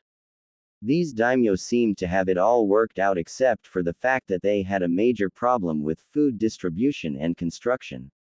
They were hit with a dangerous earthquake that ruined borders and land between 2 of the 3 daimyo. It was close to exploding into an all-out civil war in Saibu-en. Troops from both daimyo were crossing original borders and making new ones that only served to piss off each other. While all of this was happening, the northernmost daimyo in his capital of Okuragai sat back and allowed his neighbors tear at each other's throats. Naruto, when he came to the borders between the 2 southern daimyo's territories, he came to see broken homes and starving people since they were cut off from the rest of the nation because of the earthquake. People shot to their feet and started calling out to Naruto and began to beg for food and money. He looked around and found that once again, a Yakuza had taken advantage of the broken populace and was extorting them to the extent that Gato did to Nami no Kuni. So Naruto and the team made it their personal mission to get rid of the Yakuzas and knock some sense into the 2 bickering daimyos. So setting their priorities straight, Naruto and his team went through the torn-up countryside and started rebuilding towns and villages thanks to Naruto's Kage Bunshin. Because of this, the Yakuza started losing their business in extorting people for their services. This family was the Ishida Gumi Yakuza that hailed from Umeda-gai, the capital city of the southernmost territory of Saibu-en. To the northwest is Chinan-gai, the capital of the middle daimyo's territory. Naruto sighed at how annoying the situation was. His original mission was to find Tsunade and bring her home, not bring peace between the fighting daimyo under the fire shogun. 3 short weeks later, Naruto and a large army of samurai working together in a joint operation with the Umeda-gai and Chinan-gai police force, was able to annihilate the threat of the Yakuza through a string of successful arrests and assassinations. Shinobi were assassins Yano. The entire team was enjoying their stay in Saibu-en until Naruto reminded them of the original mission. But once again they were interrupted when Matsu, the southernmost daimyo of Saibu-en, survived an assassination attempt, and blamed it on Taiken, the middle daimyo of Saibu-en. This sent everyone's nerves on high and nearly caught the attention of the fire shogun. News reached Konoha and the remaining Kage, and the Konoha Council was wondering what Naruto was doing to cause such an uproar. After another 3 weeks, Naruto and his team successfully calmed the situation down and found that the assassin was for a group called the Akatsuki. Naruto got nervous and sent a messenger eagle to the Kage's back home in Konoha. The assassin then tried to attack the 5 Jinchuriki while they interrogated him, but when they turned their backs he bit down on a pill that ended up melting his brain. The bastard committed suicide before the team could extract any information from him. They didn't even get a name, only that the shinobi was a missing ninja of Sunagakur. Gaara's eyes widened when he realized who the Suna shinobi was. The hidden sand village was mostly known for its legendary Sasori of the Red Sands during the Third Shinobi World War, but not many people knew except for the Kage's family and the village council, that almost 200 Suna shinobi went AWOL and joined a mysterious terrorist group randomly one year. The entire company was led by someone close to Gaara. After Gaara explained everything to his teammates, everything they did felt like they were being watched. Naruto and Sasuke became extremely paranoid as they journeyed through the forests of Saibu-en. Naruto sighed as he looked over the rest of the scenery as they trudged up a mountainside to cross the border into Taiken's territory. The mountainside adjacent to theirs was filled with terraced rice paddies and land for cattle grazing. It was such a nice sight, despite the large cavernous crack not too far from the farms. A few weeks later, they completed their secondary goals and brought peace to Saibu-en just like Nanbu-en. Not only that, but they received a nice payment of Ryo notes as compensation for their troubles in trying to get rid of the Yakuza terrorizing the outer villages and for bringing peace to the province ridden with strife. In Saibu-en, all 3 daimyo were replaced with more competent leaders. The new leader for the northern territories, instead of sitting back and enjoying the show, he joined in and helped in fixing their situation. The 2 leaders, Taiken and Matsu, were executed by their own samurai guards and were replaced. The new leaders pledged their allegiance to Naruto and the Fire Shogun. As a reward they told Naruto of the rumored location of Tsunade. 1 month goes by. The entire team was still journeying through the land of fire, but this time they were closer to home in Konohagakure. They were in Kita no Hanu or Northern Flames. It was home to the Fire Shogun with the largest city, Nenshogai, home to 9.5 million people, as the capital of Hai no Kuni. Next to him was the Shinobi territory with Konoha as its capital, and bordering Izuma no Hanu, was the ruled by a high-ranking general, with Tanzaku-gai as his capital. Konoha had nearly 20,000 shinobi. The daimyo had 2 million soldiers in his personal army, and his general had 500,000 in his own army. It was a capital already in its own right, as it was the gambling and red light district capital in the world. The general technically didn't rule the place, but instead the shogun did. The general always resided in the capital of Nenshogai and went over defensive strategies with whoever Hokage was and discuss more important things with the shogun, rather than watch over an entire fief. Naruto sighed and entered the city's gates and was immediately bombarded in the face with the smell of smoke and alcohol, bringing back memories of the drinking party when they got promoted. Throughout this time that they had traveling, the entire group became close friends. Yugura got to know everyone and opened up the most since he was the quietest among them. Yugura even told them how he got the scar on his face. He was fishing one day as a kid and a large shark came out and bit into his face, but he used the power of Isobu, and tore the shark apart. Needless to say, the homeless kid living on the beach had a lot to eat that night. Rushi still felt guilty for what happened during the Chunin exams, and for the longest time he couldn't face Naruto or talk to him without being formal. But after a while, the Iowa Jinchuriki steeled his resolve and chose to speak to Naruto first for a change. They talked and grew a brotherly bond with one another. It also just so happened that Yugito had a crush on Rushi, and Rushi happened to return the sentiment. Let's just say that it was extremely hard for the team to sleep for a few nights following the confessions of their feelings. Gaara grew a bond with Naruto and Sasuke and was basically admitted as another brother. But to Naruto, all of them were his Jinchuriki brothers and sister. The team walked forward and was immediately asked to try unknown tonics and tempted by women and men with inappropriate professions. The hookers and escorts saw the flak jackets on them and the rule in the shinobi world: old enough to kill, old enough to, rang true here in Tanzaku-gai. Casinos were bright and calling to gamblers of all ages into them. Brothels were seen bringing in dirty and scraggly old men to get some action in before their life came to an end. Suddenly Yugito yelped and was grabbed into an alleyway. Screams were heard and tearing clothes were heard. No one did anything. The team stayed put and waited for their kunoichi of the group to come out, knowing full well that she was going to be okay, while everyone else looked with sad expressions expecting another rape case to happen, just like it always did around this time of night. But then footsteps were heard and Yugito stepped out of the alleyway drenched in blood and had a pissed off expression on her face. Rushi was about to say something, but she lifted her hand. Not in the mood right now. She huffed and walked up next to Naruto. People were awestruck at the scene. Bystanders stopped what they were doing and went to see the carnage. What they saw would haunt their nightmares for many nights to come.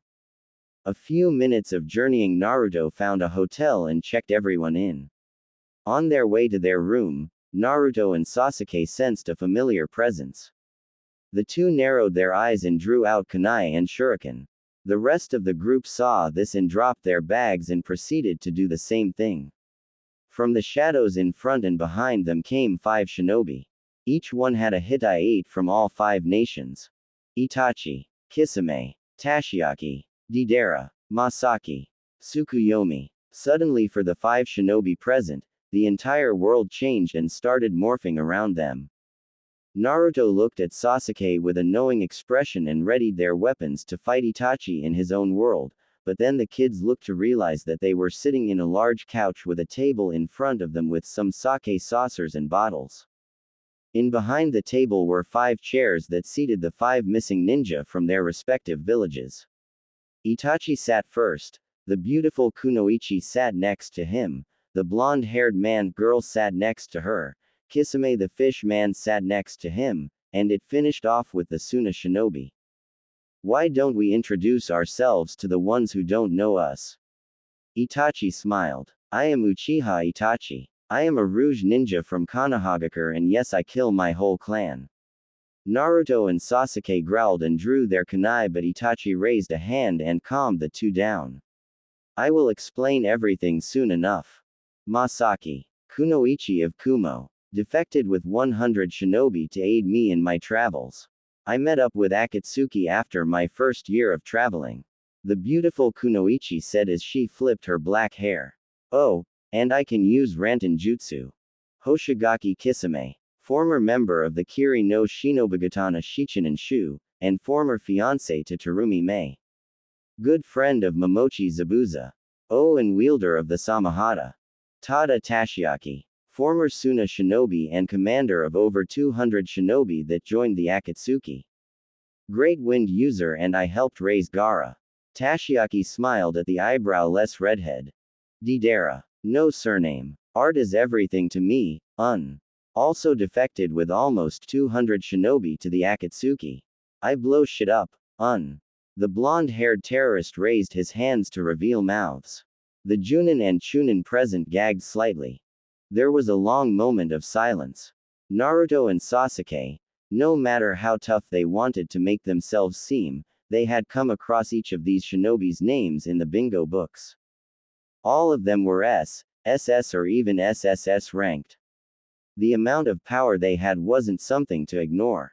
From what they read, Deidara and his rebels made a crazy coup d'etat and blew up Iwagakure. Masaki and her forces claimed to be the second coming of the Kinkaku force, and Tashiaki slaughtered entire towns to get away from Sunagakure. We aren't here to fight Naruto-kun, Sasuke-kun. Itachi finally spoke. At least not here to fight you. We are here to give you information. And the truth.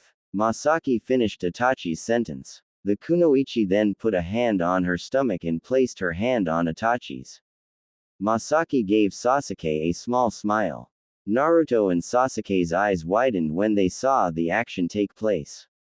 The corners of Sasuke's lips quirked and tears formed in his eyes.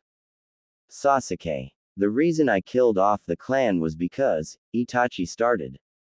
I was ordered by the Council of Konoha. What? Sasuke's heart nearly stopped, completely washing away the former feelings.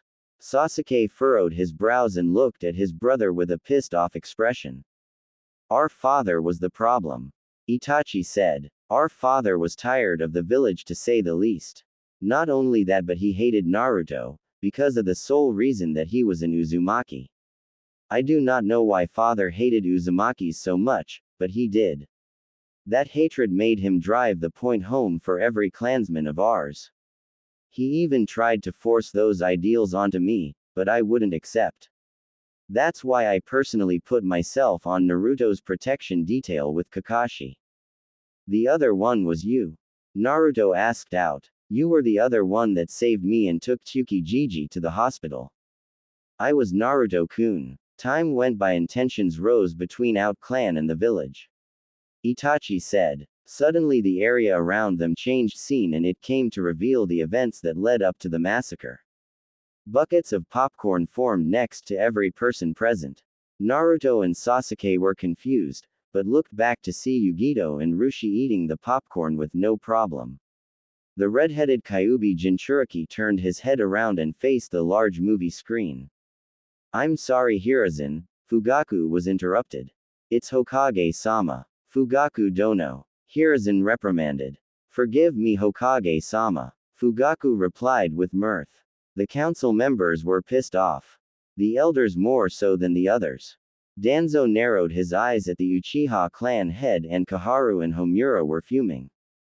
Hiruzen tried his hardest to keep a steady gaze at the Uchiha without blowing up in anger. This was the last straw. Fugaku not only admitted to the attack on Naruto just a few nights ago, but he was flaunting around the circumstantial evidence around like it was a piece of clothing and he was the stripper. The scene changed and it came to reveal a large meeting with Fugaku and Makoto at the front of the room. The building they were in was revealed to be the Uchiha Military Police Building. It seemed that the entire room was in uproar about something, but Fugaku hadn't said a thing. The clan head raised his hand and calmed the entire room down. He cleared his throat and popped his neck. I know that I am not the only one feeling degraded and lesser than what I should feel since the Sandaime got back into office. Fugaku started. We Uchihas were blamed by the council for the Kyuubi attack, but we all know that we had nothing to do with it. Now it goes on that they are too afraid to rid the village of the Uzumaki scum. A series of Uchihas spat onto the floor and scowled at the mention of the name. They are almost as bad as Senju, especially now since the Jinchuriki is once again an Uzumaki with the backing of the village. After all of my pleas to kill off the demon child, the council and the Hokage won't listen to me. We take control of the village. One of Sasuke's uncles called out. Coup d'etat. Take the Senju and Sarutobi from office and instill our own. Only then can we Uchiha bring back power to our name.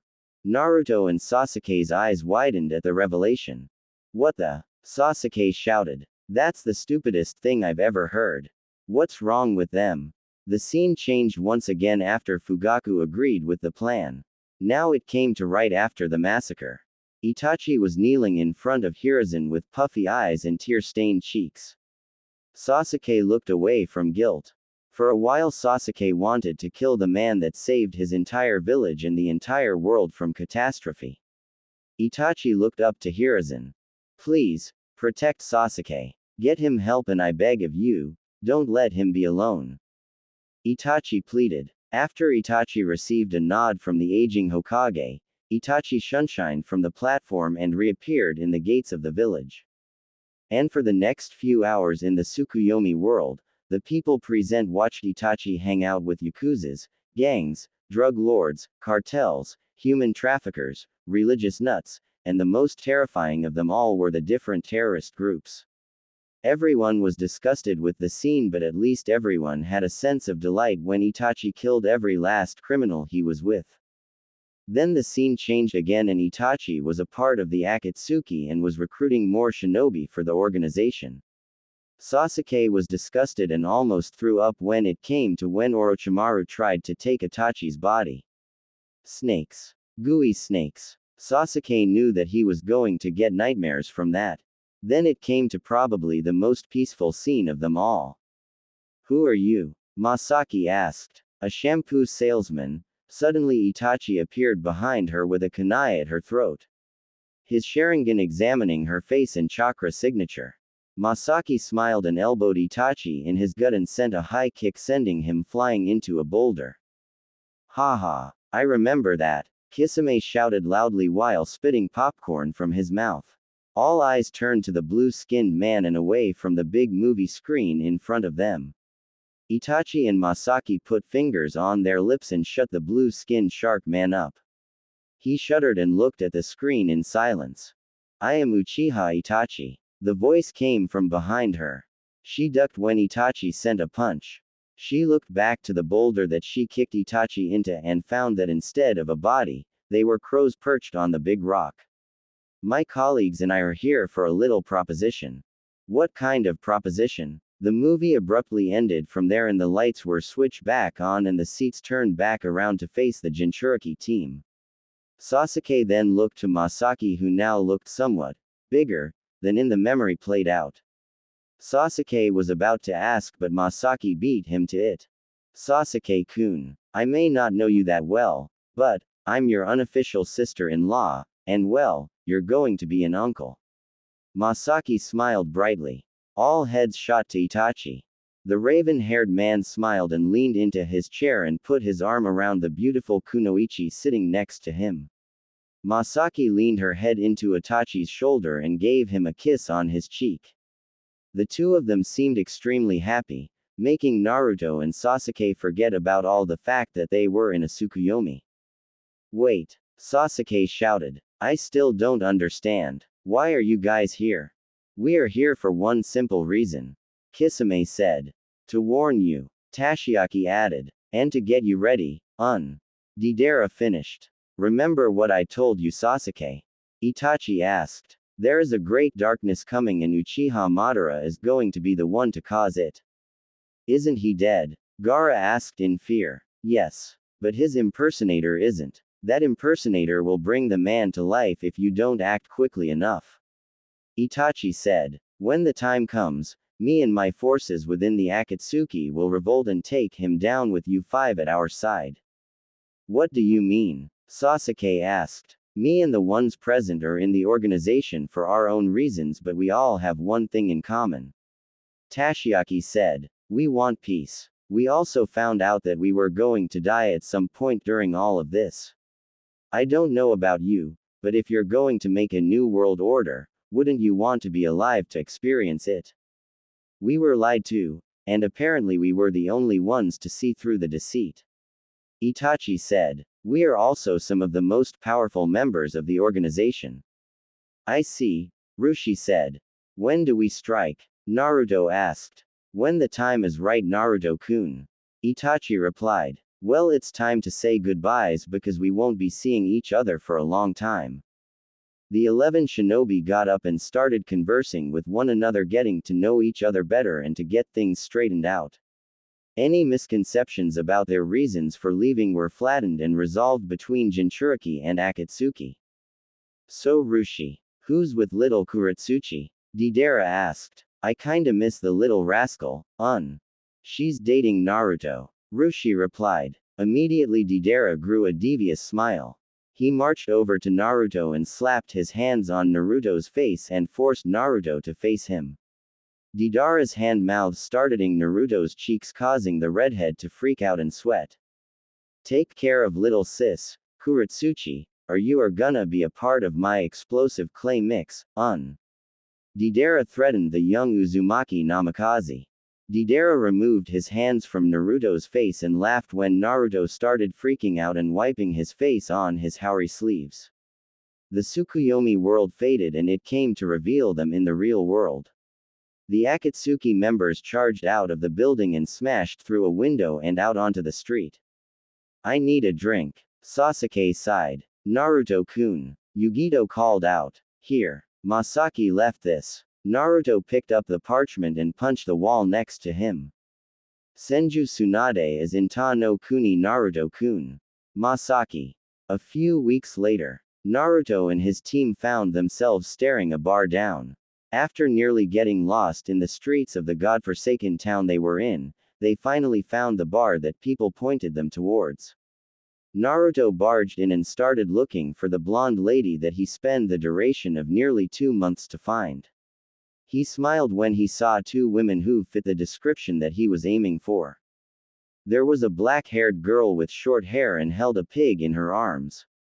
That was seated next to a busty, blonde-haired woman, who seemed extremely drunk. Naruto plopped down into the seat in front of her and smiled. But he was inwardly frowning. This was his grandmother. She could pass as his big sister or older cousin. Naruto was forced from his muse when he heard the black-haired girl calling the blonde's name. Tsunade-sama. Tsunade-sama. Shizune shook her teacher sober. This kid is here for you. Listen Bo-wo. Junin at his age, Tsunade was amazed. She then looked up from his vest and her eyes shot from her face when she saw his facial features. She gasped when she noticed his hair and hair color. A tear fell from her eye as she continued to examine the child.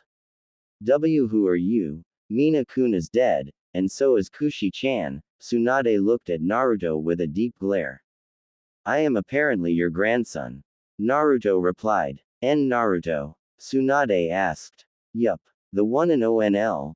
Naruto was grabbed into a hug and was pulled out of his seat and embraced tightly by his grandmother. She started crying into his Junin vest. I was told that you were dead, Tsunade said as she wiped away her tears.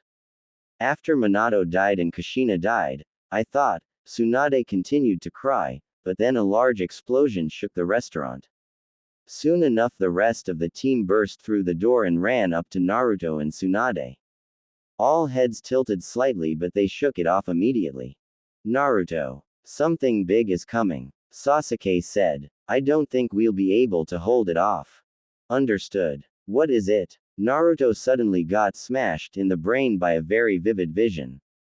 Once the vision faded he jumped out of his seat and grabbed his grandmother and Shizune from their seats and jumped through a window. They landed on the street and was immediately bombarded with kunai and shuriken.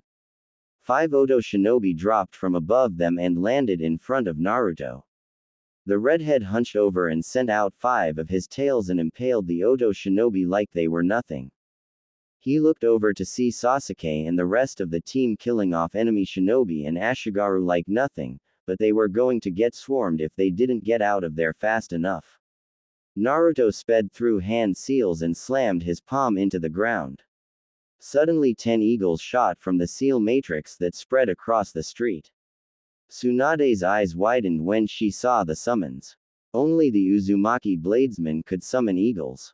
Tsunade focused chakra into her fist and sent a group of Odo samurai flying into a building.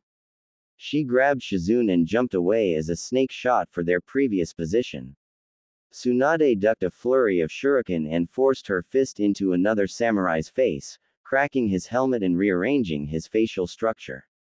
Next to her, Shizune was slicing with her chakra scalpels and was rearranging her victim's nerve endings. 3 hours later, the shinobi were panting and standing on a large pile of bodies. Tsunade was freaking out from the sight of blood, but Naruto brought her out of her slump. They looked around at the carnage. Their group received cuts and burns while the entire Odo attack force lost a good amount of troops, but the problem was that Odo was gearing up for a second wave. Our mission was to get Tsunade, not to protect Ha no Kuni. Naruto sighed. We're going to have to abandon the country and head back to Konoha. Understood, Naruto Taiko. Rushi nodded his head. Rushi, make the largest lava wall that you can create. Naruto ordered. We'll slip out with an army of shadow clones to cover your escape. A week later, the team arrives in Konoha to Hiro's praise. Tsunade walking side by side with the elite Junin and Tokubetsu Junin, Uzumaki Namikaze Naruto and Uchiha Sasuke. People were celebrating the long-awaited return of Naruto and his team. Shinobi from their 5 villages were still in Konoha. They continued to walk down the main street of Konoha and was met at the Hokage Tower by Zabuza and Unoki. In between them was Jiraiya in all of his awesome perverseness. In front of them stood Naruto's 3 girls. We missed you, Naruto-kun.